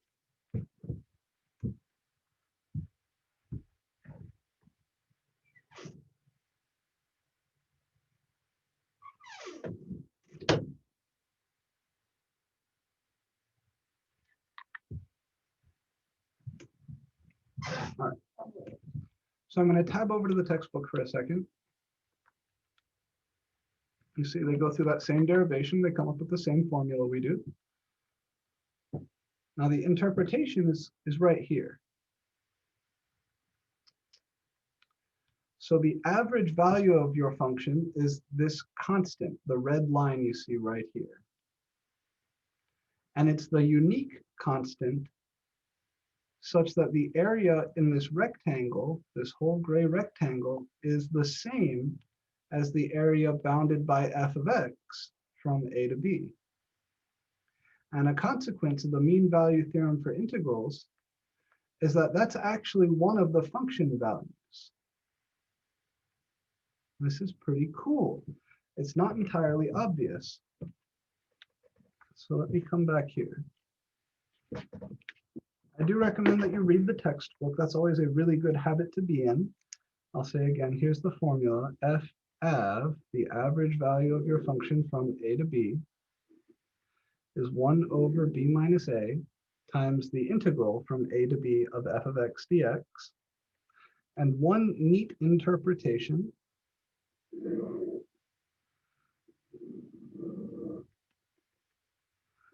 that if you're looking for the average value of your function from some a here to some b here.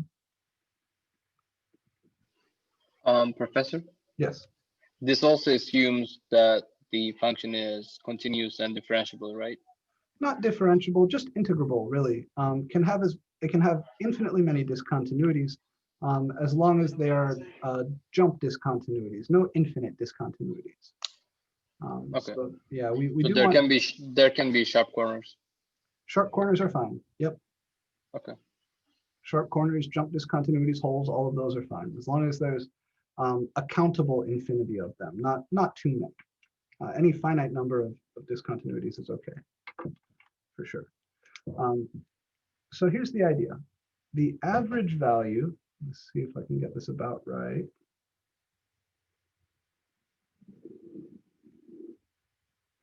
Is a constant, right? When you do this integral and then divide by b minus a, you get a number. This is a constant.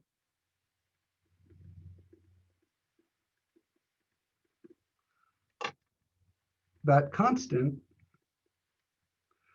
is the unique constant such that the area here is the same as the total area bounded by f.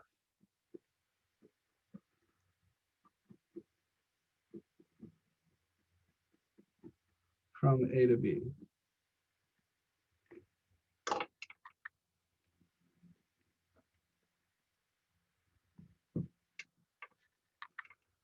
So f av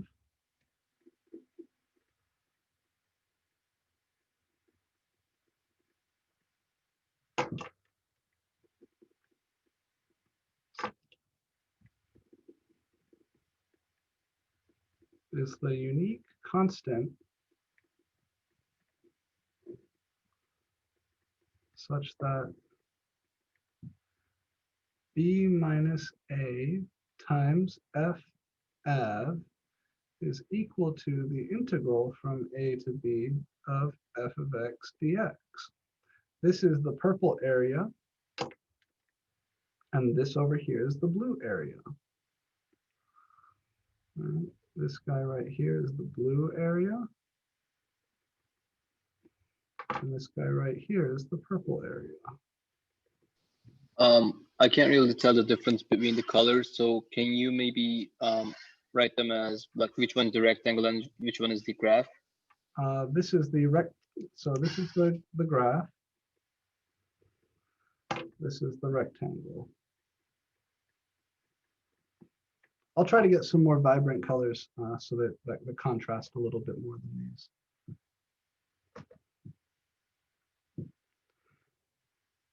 And what you'll notice is that this constant always intersects the graph, right? Like right here, that constant intersects the graph. Somewhere between A and B, this constant, which is the average value of your function, always hits the graph. And in the statement of the mean value theorem,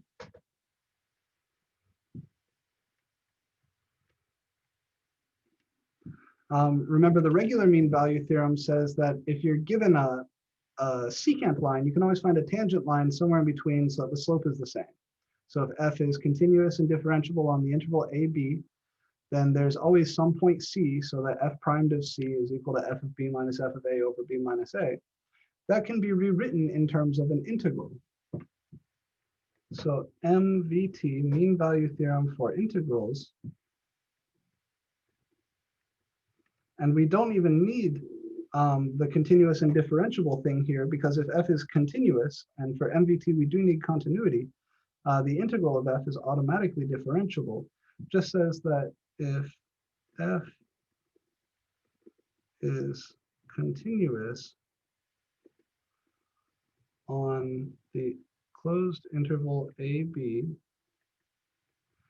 then there is some number C between A and B such that f of C is f of C times B minus A is equal to the integral from A to B f of x dx. So kind of the neat interpretation here is that that special number, f of C, that's guaranteed to exist by the mean value theorem, is exactly the average value. Now, I'm not going to test you guys on the mean value theorem here. That's a Calc 1 thing, but it's a neat connection to make between the Calc 1 thing and this Calc 2 thing that we call average value.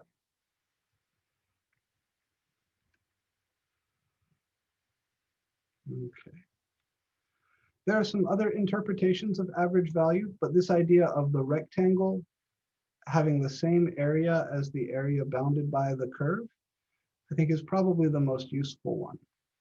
So I will leave it at that.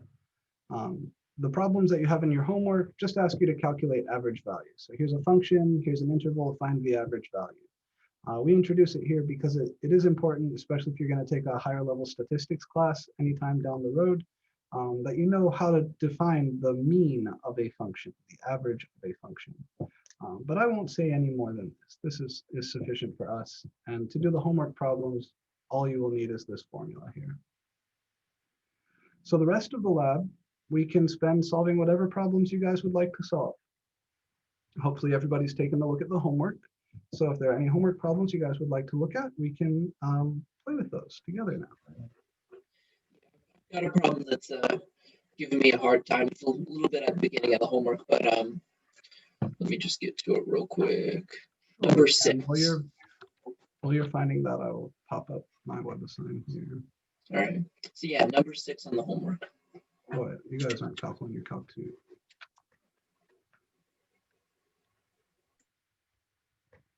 Good morning. All right, so Ethan wanted to take a look at number 6. Has anybody tried number 6 and come out with something? Anybody had any success with this that we'd like to share?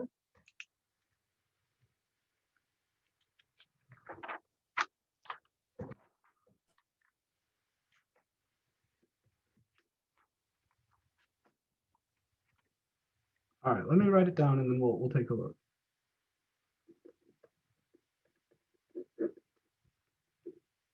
We have the integral from 1 to 2 of e raised to the power of 1 over x cubed, all divided by x to the 4 dx.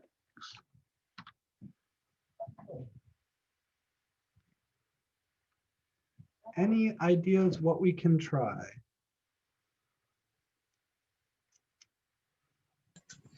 We should probably put 1 over 4 for the, or no, 1 over x raised to 3 for the u first. I think 1 over x cubed is a good idea to substitute. Sorry, it's getting real hot in my office up here, so I'm going to open a window. No problem. Why is 1 over x cubed a good thing to substitute for? I'm reasoning that its derivative is probably going to be something with the x4 in it, since it's a 1 over.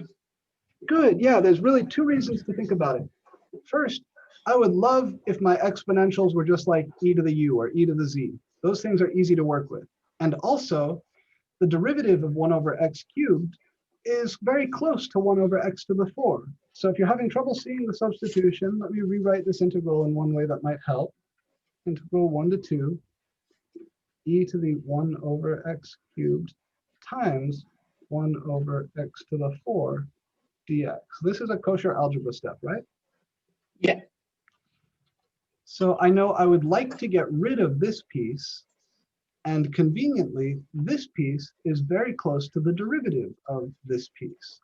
So if we make the substitution z equals 1 over x cubed, that's the same as x to the negative 3, then dz would be negative 3x to the negative 4 dx, which is the same as negative 3 times 1 over x to the 4 dx. Now I also need to change my bounds. When x is equal to 1, z would be equal to 1 over 1 cubed, which is still just 1. And when x is equal to 2, z would be equal to what?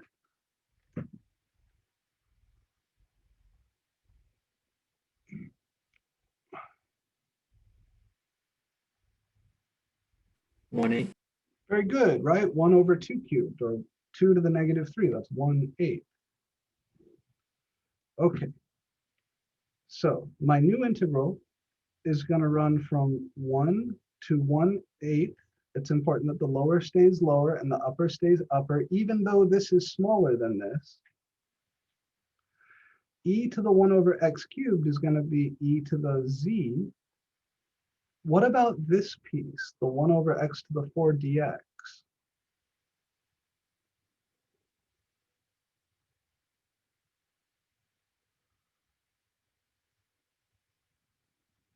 Ethan, I Is can that, see you talking, but I think you're muted. Oh, Mazar, yeah. My apologies.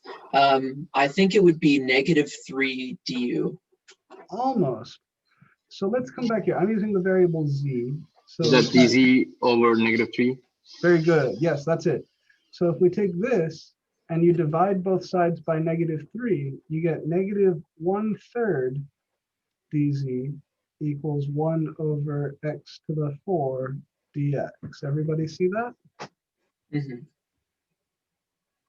So this piece right here is negative 1/3 dz.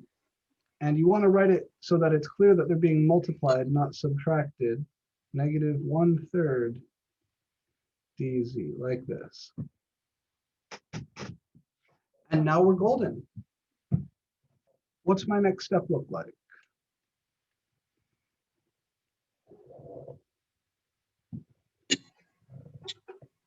Writing it out in terms of z and then integrating. Yeah. I mean, I we- like to do one other thing. Oh, we already switched the intervals. Okay, sorry. Yeah, I'll bring the 1/3 out. And then I think I heard someone say something about switching something. That was Mazar, right? Am I saying your name right? Yes, but I go by ALP, just Al. ALP. Okay. Okay, cool. Yeah, Al, what would you like us to do? What should we switch?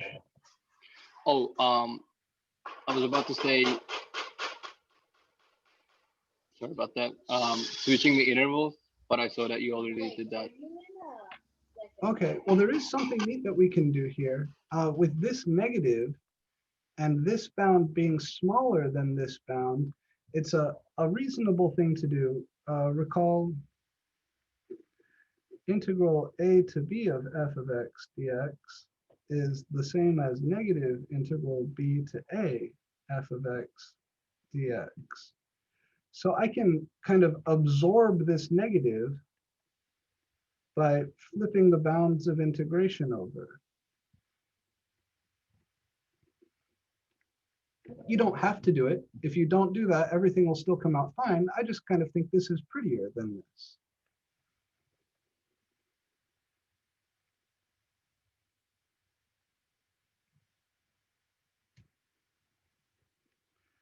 So now we're ready for our antiderivative.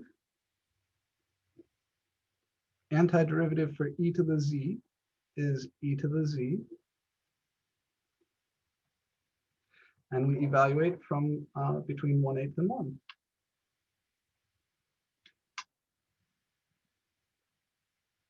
So now our last little step here, our evaluation step. I'm going to jump over to this side because I've got all this blank space here. It's going to be 1/3 times e to the 1 minus e to the 1/8. And that's it. That's job done. You could write e to the 1 as e. You could write e to the 1/8 as the 8th root of e if you want to. But on a test or wherever, I would be perfectly happy with this answer. Professor, I have a question. Yes.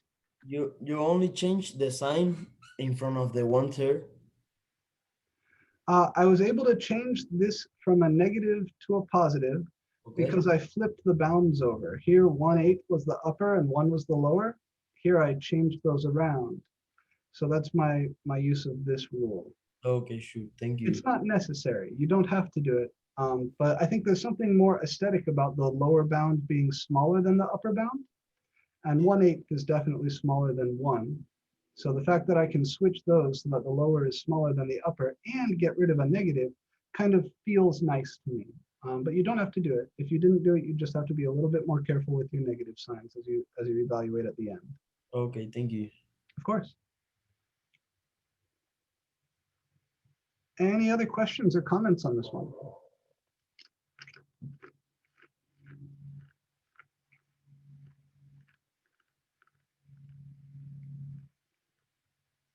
All right, what's next? What else would you guys like to look at?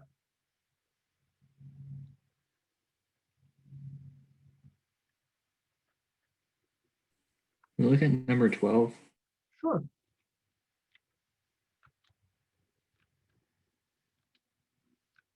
Okay. So this is what I was alluding to at the start of the lab here, that some of these area between curves problems, your variable is y instead of your variable being x. And they were nice enough here to give us the graph. But let me just tuck this to the side here. And I'll sketch a quick representation.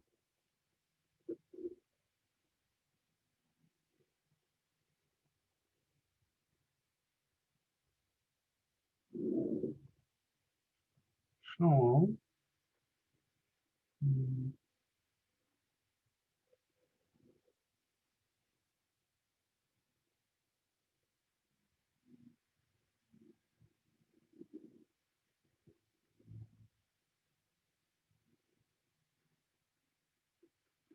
we have these two parabola.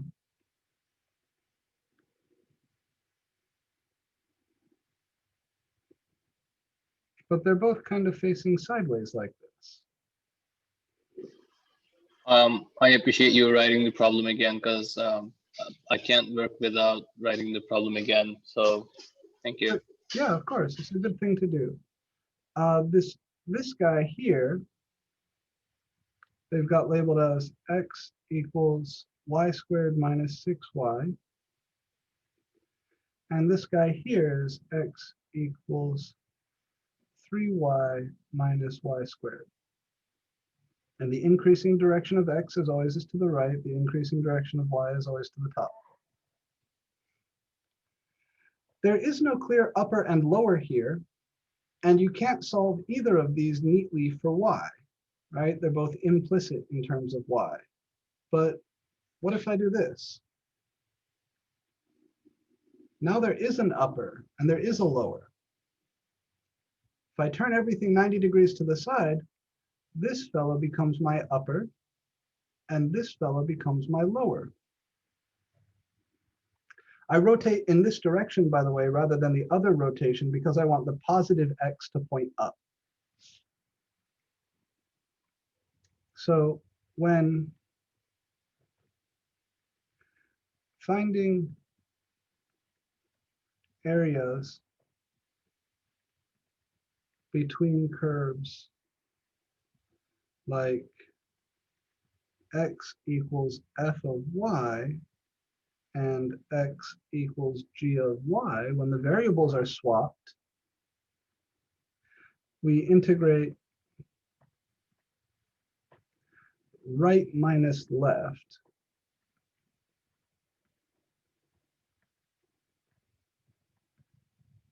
instead of upper minus lower.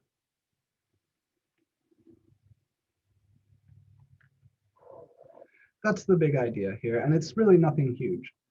They were nice enough to give us the intersection point. This is negative 27/4, comma 9/2.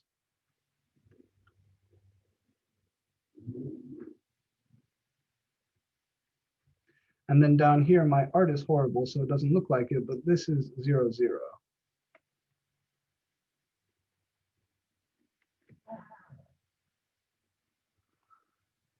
And the main idea is that instead of integrating upper minus lower, we just integrate right minus left. So it's going to be this function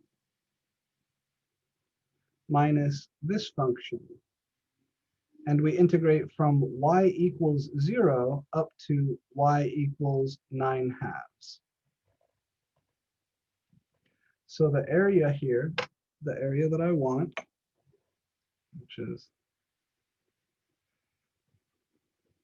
this stuff,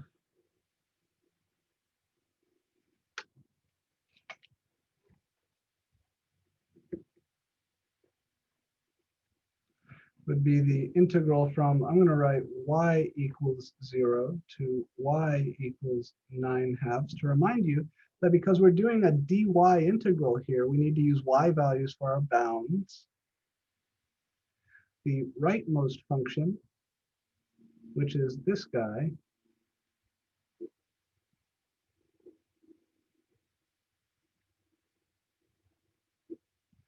minus the leftmost function, which is this guy.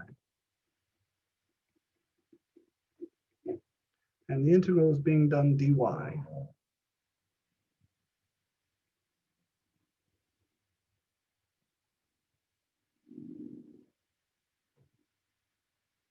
This can take a little bit of time to wrap your head around. The easiest way for me to get you from what we did in class today to here really is to just say, turn the picture sideways. Now you really do have an upper and a lower. And we would want to integrate from whatever this guy is to whatever this guy is, this upper minus this lower. So those bounds are from this y value to this y value, which is 0 to 9/2, this function minus this function. And really the integral, once you write it down, is easy, right? This is an integral of a polynomial, so we can, distribute the negative, combine like terms, and use our power rule. So that's the integral from 0 to 9/2 of, I've got negative y squared minus y squared, so I'll have negative 2y squared, and then 3y minus negative 6y, that's 3y plus 6y, so that's plus 9y.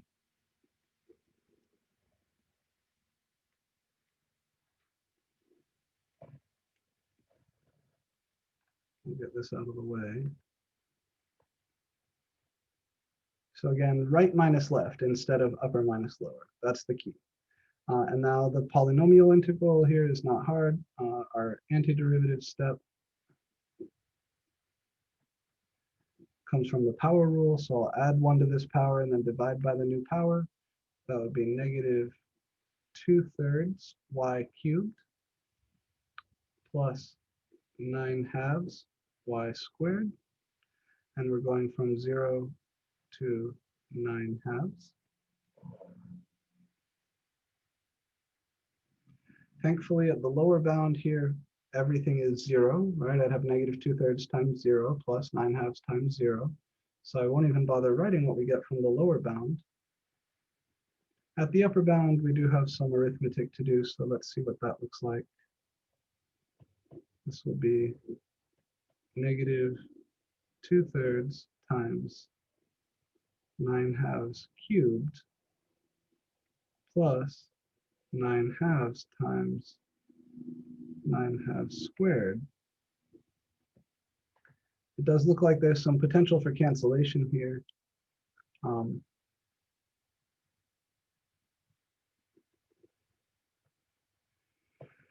Oh, what do we have? All right, this is negative 2 times 9 cubed over 3 times 2. Well, the 3 times 2 will cancel, but we'll do that in the next line. And then over here, I'll have 9 times 9 squared over 2 times 2 is 4.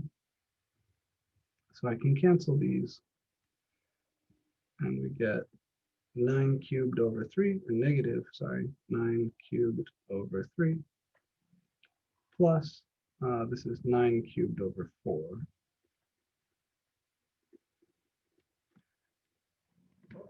You can factor out a 9 cubed.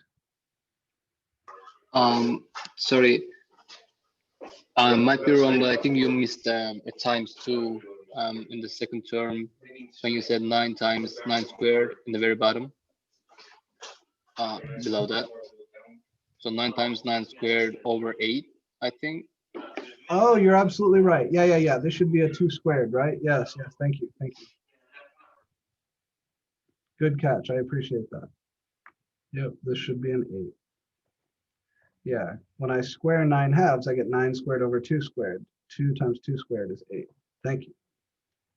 And same in the first one, right? Shouldn't the first one be 8 times 3 instead of 2 times 3? Yes, you're right. This should be a 2 cubed. How do I fix this without? So I'll write this as times 2 squared.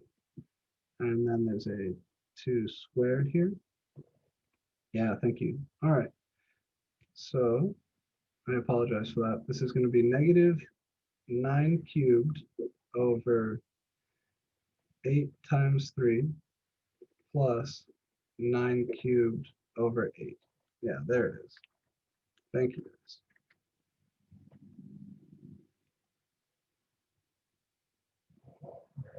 We can factor out the 9 cubed over 8 then.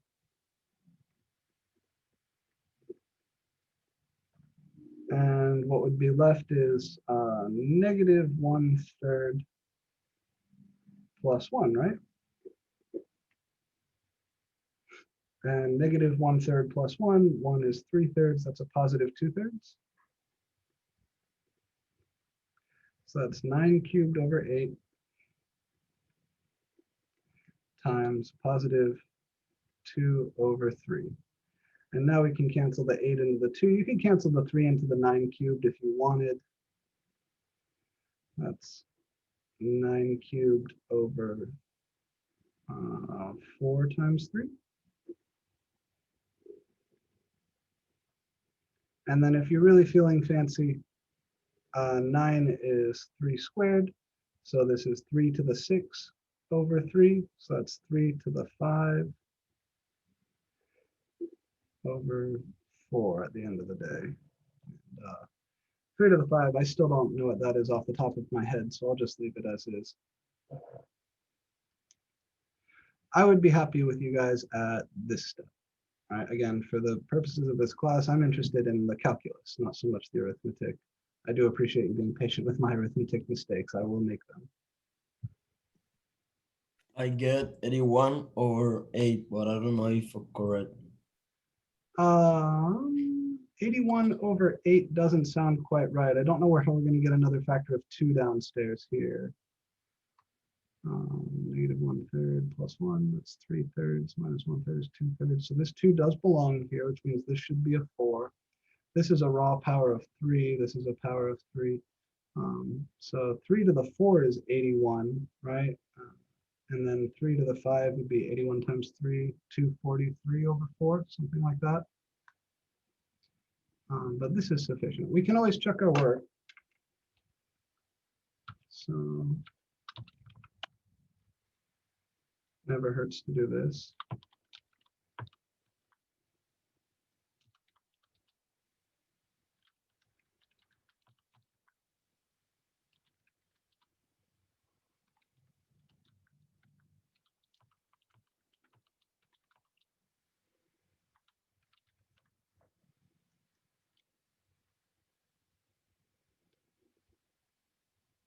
Yeah, 243 over 8. Oh, so I did lose an extra factor of 2 somewhere. Yeah. So the 3 cubed is correct. Where did we lose an extra factor of 2? We factor 9 cubed over 8 out. And this is negative 1/3 plus 1, which is a positive 2/3, right?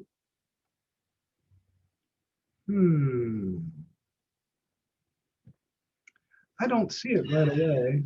I think it's there in the second bracket on the top page.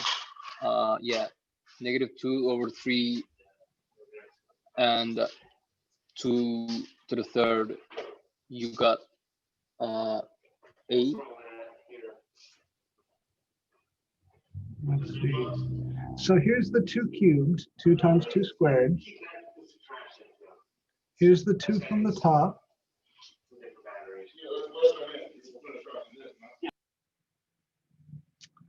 Tell you what, let me come back here. So when we make arithmetic mistakes like that, I should model this appropriately. When you guys caught this error, really the right thing to do is to come back and fix it from the previous line.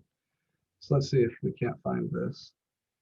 That's negative 2/3 times 9 cubed over 2 cubed, right?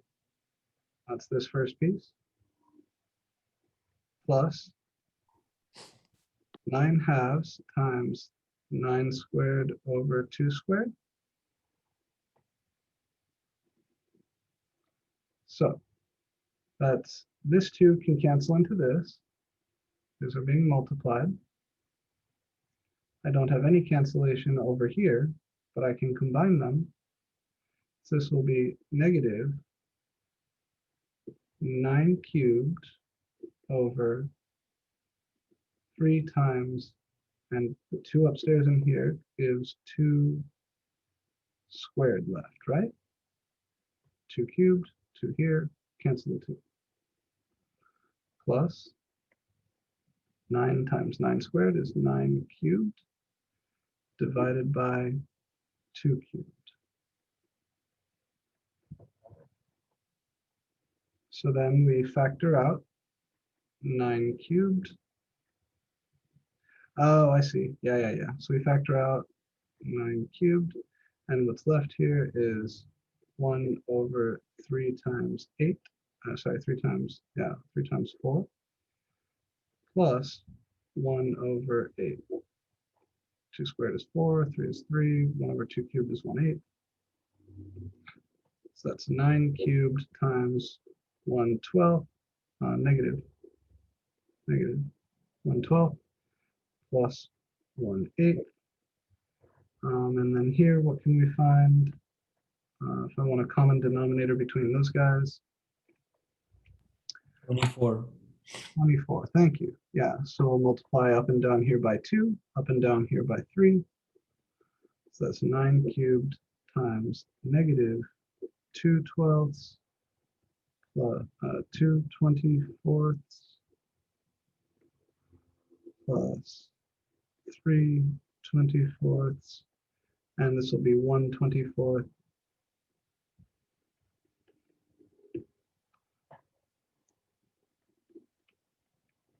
And I think this will work, right? So then 9 cubed is 3 squared, cubed is 3 to the 6, and 24 is 1 over, let's see, that's 3 times 8, so 3 times 2 cubed. Cancel the 3's, and you get 3 to the 5 over 2 to the 3. And that is what they had, right? Let's see, what do they have there? Yeah. Yep, perfect. All right. So sorry about that. My arithmetic mistakes are what they are, but here we go. This is correct.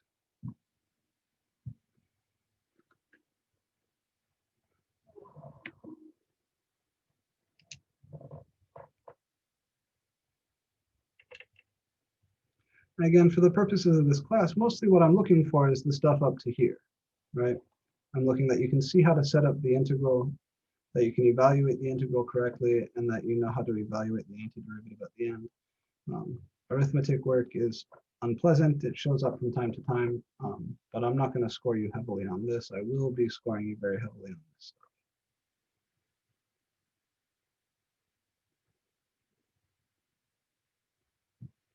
Questions or comments on this fella?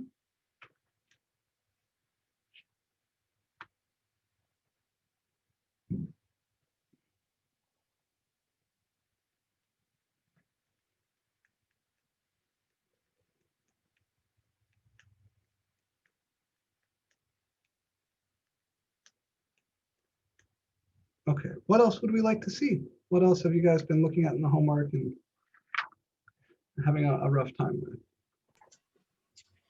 I'm looking around, and some of the ones that I'm having trouble with are just the ones where you have to integrate sideways. Like, I never know if you're supposed to transfer it to Y or something. Yeah, certainly. We can look Yeah, at also, let's go to number 18 on the homework, because there are 3 lines and they form a little triangular shape. And so I'm having a bit of trouble integrating that. You said number, which number? 18. 18, sorry.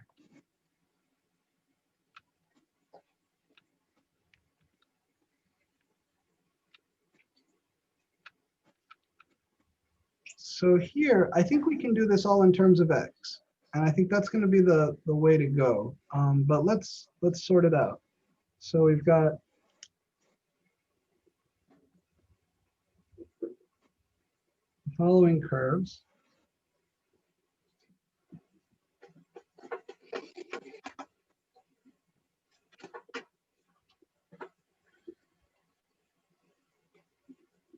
And we're told X is non-negative, greater than or equal to 0. So 2 over X looks a lot like 1 over X. That's this hyperbola, but it's going to be stretched up a little bit. So this is what Y equals 2 over X looks like. And the point at X equals 1 would be 1, 2. Yeah, mainly I'm not having trouble finding out the shape, because the shapes are pretty clear. But I'm having trouble forming a proper equation to integrate it. Like, I know there's probably 2 equations because there's a little midpoint where they meet, but I'm just having a little trouble setting that up. All right, we'll go. Ethan? Yes, random person? I used to have the same problem, but then I found out the solution, so I just might offer it. Have you tried doing 2 of them where you, can you pull up the question, please, Professor? Yeah. Where the 2 of them meet at the top, like between 0 and 1.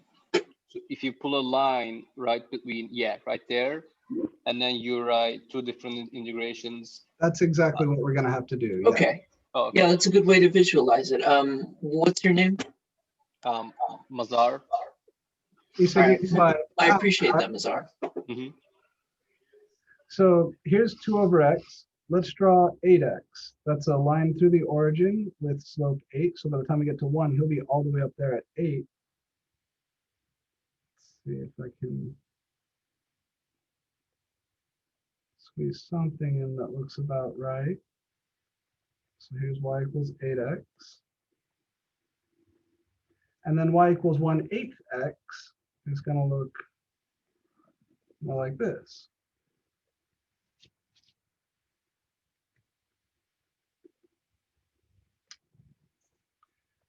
And the observation that Alb made that we need to split this into multiple integrals is exactly correct.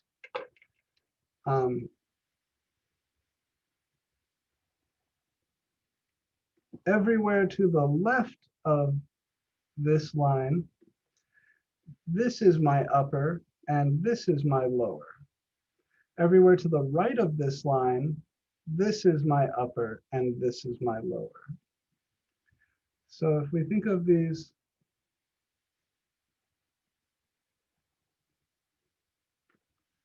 as like A1, and these over here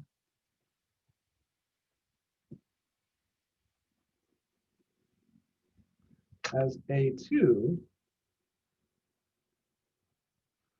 then in A1, the upper is 8x,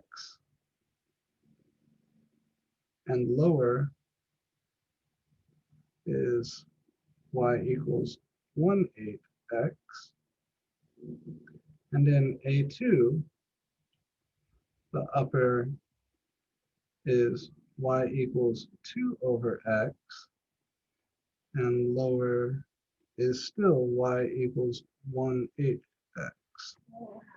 Now there's a couple other things we need to do to sort this out. I need to know what is this x value right here, right? The separation between A1 and A2, where does that happen? And I also need to know what is this x value over here where my region ends. So to sort those guys out, what should I do? Let's go after this one first.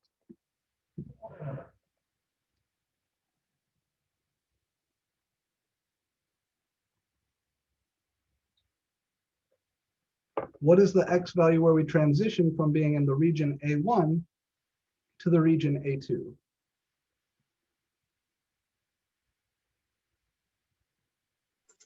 Our numbers are probably not the same, but at least for the randomly generated numbers that I got, that was 1/2.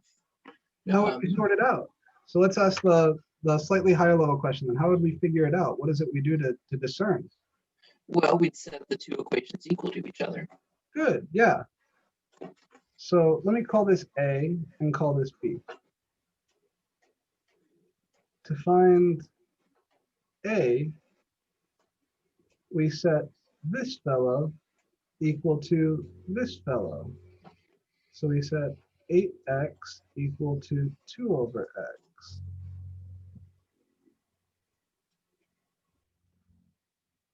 We can cross multiply there. We get 8x squared equals 2. So x squared is 1/4. And I only drew quadrant 1 over here, but if you look in quadrant 2, this hyperbola, the 2 over x, actually has another branch down here. So you'll end up with 2 solutions, 2 intersections. Those are plus and minus the square root of 1/4, which is 1/2. Now this A, I can trust is the positive one just from the picture here, is 1/2. And to find B, we set this function, which is 2 over x, equal to this guy, which is 1/8 of x.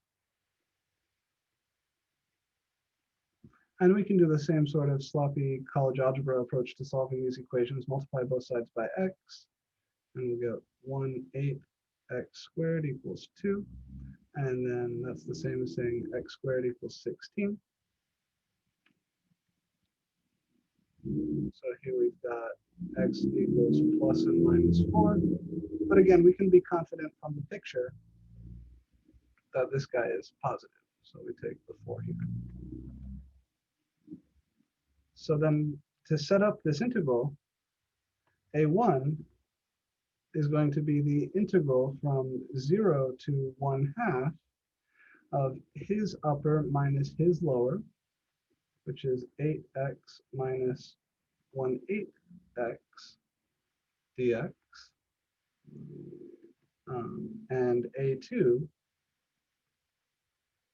would be the integral from 1/2 to 4 of his upper, which is 2 over x, minus his lower, which is 1/8 x dx. And I'm not aware of any way to do this differently. I don't think there's any way to handle this as a single integral, because whether you're looking vertically with dx integrals or horizontally with dy integrals, you'll still need to chop. There's no one function that's always above the other from either perspective. Now that first integral is, again, a polynomial integral. You can combine your like terms here. It's just a single term. And it's really not worth us grinding out. But the second integral I'd like to take a look at because it involves something we haven't played with yet. How do we do the integral for a2?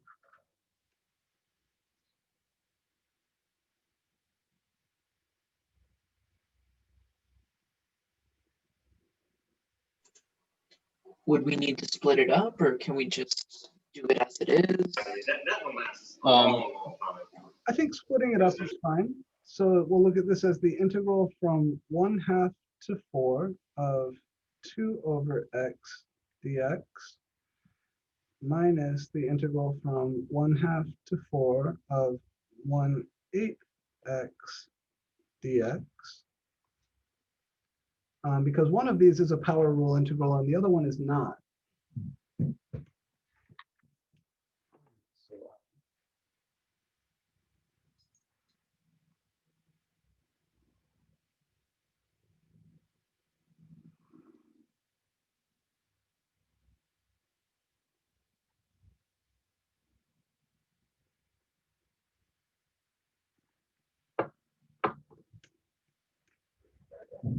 So this fellow is going to be a power rule integral, right?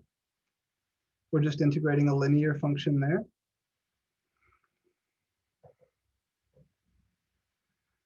How do we do this integral? We'd bring it up to 2 times x negative 1. I think we can pop out the 2. Let's do that.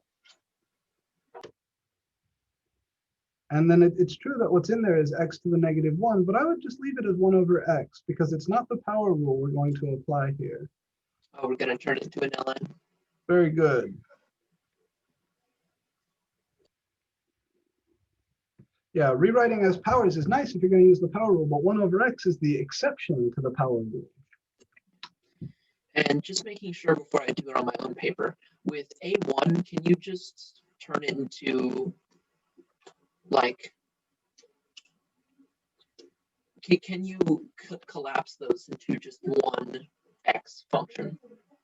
Or would you have to split it up with that too? Yeah, that's the way to go here. Yeah, 8x, okay. 1/8 x. This is 64/8, so I would rewrite this one. Just making sure. I didn't know if that would be like logically inconsistent or whatever. No, you're good. Yeah, that's the way to go there. That's the faster path. You could handle them separately also if you wanted to, but because they are like terms, it makes more sense to combine. So we write 8x as 64/8 x, and 64/8 minus 1/8 is 63/8. So again, what Ethan was saying here is that this 1 over x integral, he's a little special. He's going to be a natural log. So this is 2 times the natural log of the absolute value of x, evaluated from 1/2 to 4, minus 1/8 times x squared over 2 evaluated from 1/2 to 4, like so.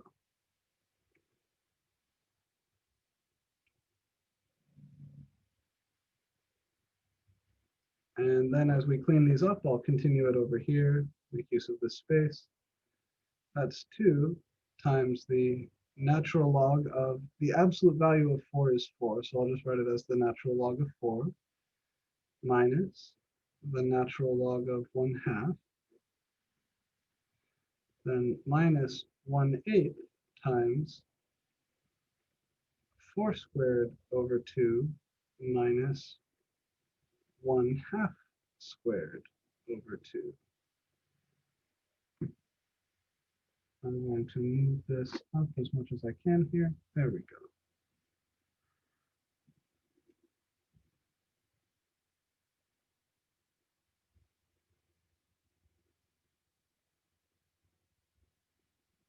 And because there is some RNG, and because I don't want to burn more time than is necessary, I'll let you guys crunch the A1 integral on your own. You could leave this like this, but there is a bunch of simplification that could be done here. Ln of 4 can be written as 2 log 2. Ln of 1/2 can be written as negative ln 2. And then these guys, of course, you can square them out and do the arithmetic. I'd like to see if there are any other problems that you guys want to discuss the setup for. Are there any other problems that we are stuck on in this homework, or we need a little bit of help getting started, or drawing a graph, or understanding what's going on? No, they're tedious, but I think I have the basic concept. Okay, anybody else having a difficult time with any of these? Do you think we could go over number 1? Sure, yeah, I'd be happy to. Thank you. Yeah, this is a cool problem. So trig is going to play an enormous role in this class. We're going to do a whole section on trig integrals, and we're going to do a whole section on trigonometric substitution, where you take non-trig integrals and make them into trig integrals. So it's very important we get comfy with these. I'm glad you asked. So this is homework 1, number 1. And we want to integrate secant squared theta times tangent to the 4 of theta d theta.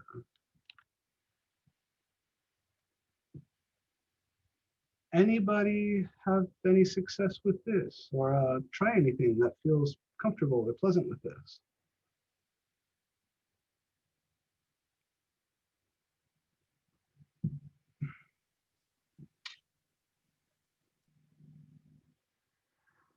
Alex? Yeah, I subbed z equals tan. I made it x, but theta, I guess. Yeah, And very then- good. What is it that hinted to sub for the tangent? Oh, because there was a secant squared. Very good. And we know the derivative of tangent is secant squared. So if z is tan theta, then dz is going to be secant squared theta d theta. So you might rewrite your integral as tangent of theta all to the 4 times secant squared theta d theta, to make it a little easier to see how the substitution is going to go. If z is tangent, then this will just be z to the 4, and dz is exactly secant squared theta d theta. So under that substitution, this becomes the integral of z to the 4 dz. And you see how much of an effect the dz has, right? It gobbles up all of that secant squared theta d theta. So the differentials in these substitutions really are everything. They are the important part. From here, what do we do? Power rule. Power rule, good. We add 1 to the power, and then divide by that new power. And then finally, because it's an indefinite integral, we do have to go back to the original variable. So that z to the 5 is tangent to the 5 of theta, and that's all over 5, plus a constant. The the mistake that I made on this one was I said that I had made it all x's, not thetas. So when I was trying to plug in the answer, I was plugging in x, and that wasn't working. Oh, I'm so sorry. That's so frustrating. Yeah, those little notation changes, they can be intuitively satisfying and then throw us off when we go to type things in. But it sounds like you've got everything right in your head. I think there's one other problem here, yeah, that deserves a little bit of discussion while we're here. Has anybody successfully completed number 2? I think I did. Yeah, it uses a double angle rule, which I hate and had to relearn once that problem came up. Okay, very good. Yeah, the double angle identity here is necessary. Double angles, half angles, Pythagorean identities, and sum formulas are going to all be important in this class, especially the first few. So let me take a second here to talk about trig identities.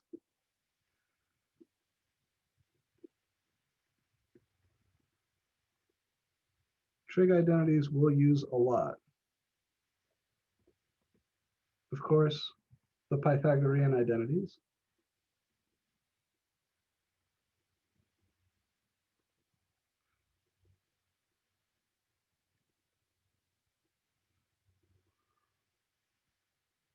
Especially the first 2 Pythagorean identities, sine squared plus cos squared equals 1, and tan squared plus 1 equals secant squared. We'll use these all the time. Then the double angles, sine 2 theta is 2 sine theta cos theta, and cos 2 theta is cos squared theta minus sine squared theta.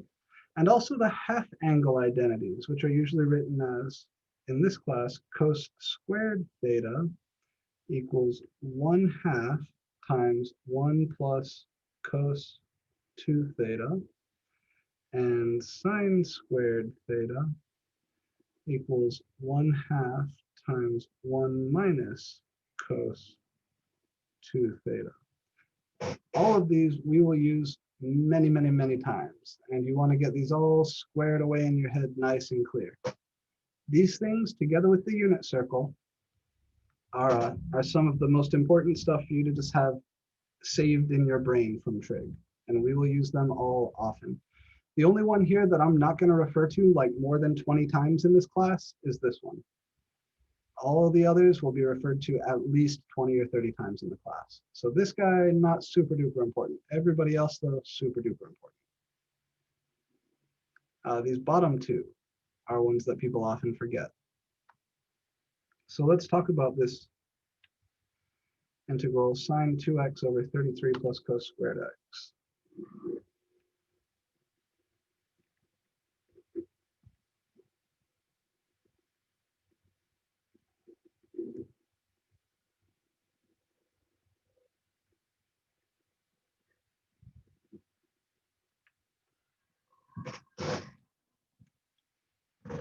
The double angle identity that we can apply here is the double angle for sine, right? Sine 2 theta is 2 sine theta cos theta.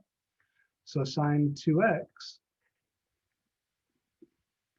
is the same as 2 sine x cos x. And then downstairs we still have our 33 plus cos squared x dx. It may not be immediately obvious that you need this identity. How did you discover that you needed that identity? Or what sort of things here might hint at the usefulness of this rather than this?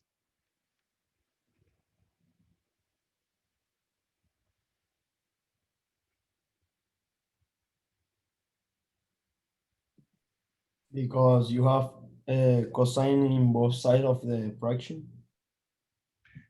Okay, I hear that. Yeah, we've got a cosine down here, so maybe it would be nice to have a cosine up here. Is that what you mean, Sebastian? Yeah. There's one other thing. That's a valid observation. It's not something that came to mind for me, but that's a valid observation. Specifically, what is it about the cosine down here that connects nicely with this numerator?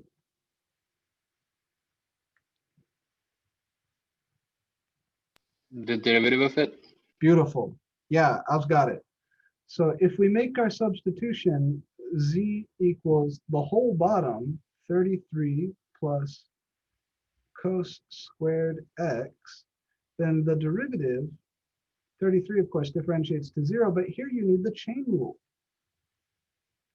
The derivative of cos squared of x is 2 cos to the 1 of x times the derivative of cos x, which is negative sine of x.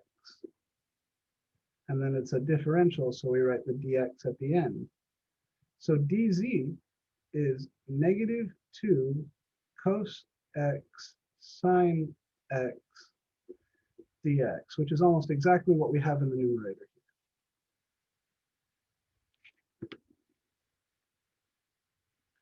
All right, we are just about out of time, so I'm going to go ahead and write what we get after plugging this substitution in. The 2 sine x cos x dx is negative dz. I'll pop the negative out of the integral. And then what's left is just 1 over z dz.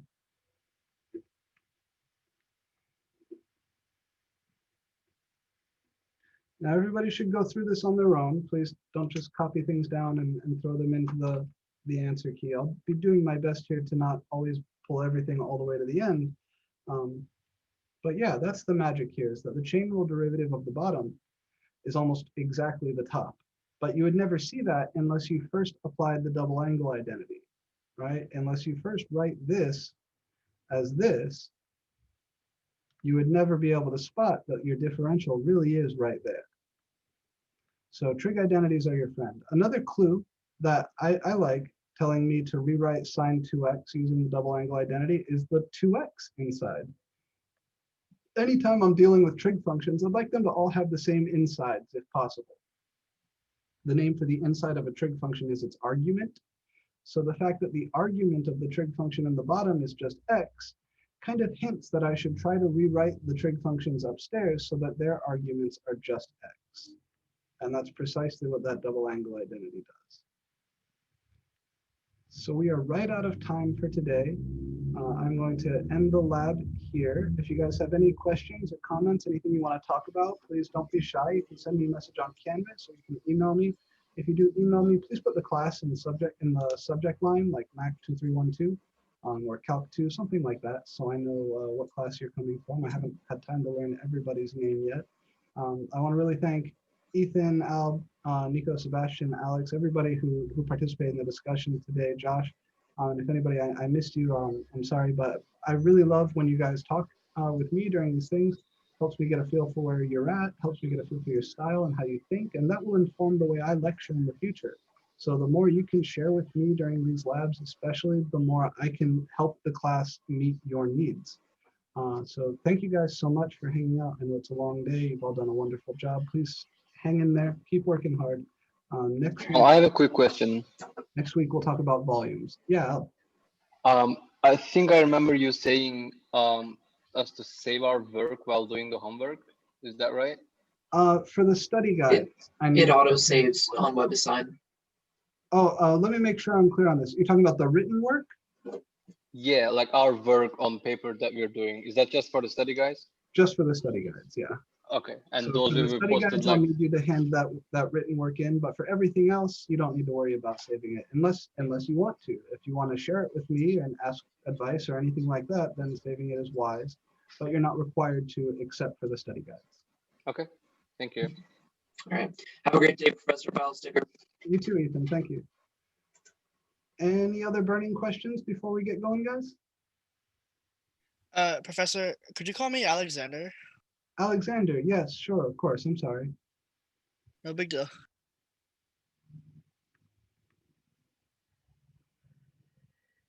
Alrighty then, if that's everything, I will see everybody next week. Work hard. If you run into any trouble, please don't hesitate to ask for help. Take care. Have a good afternoon. Bye. Thank You you. too. Bye, guys.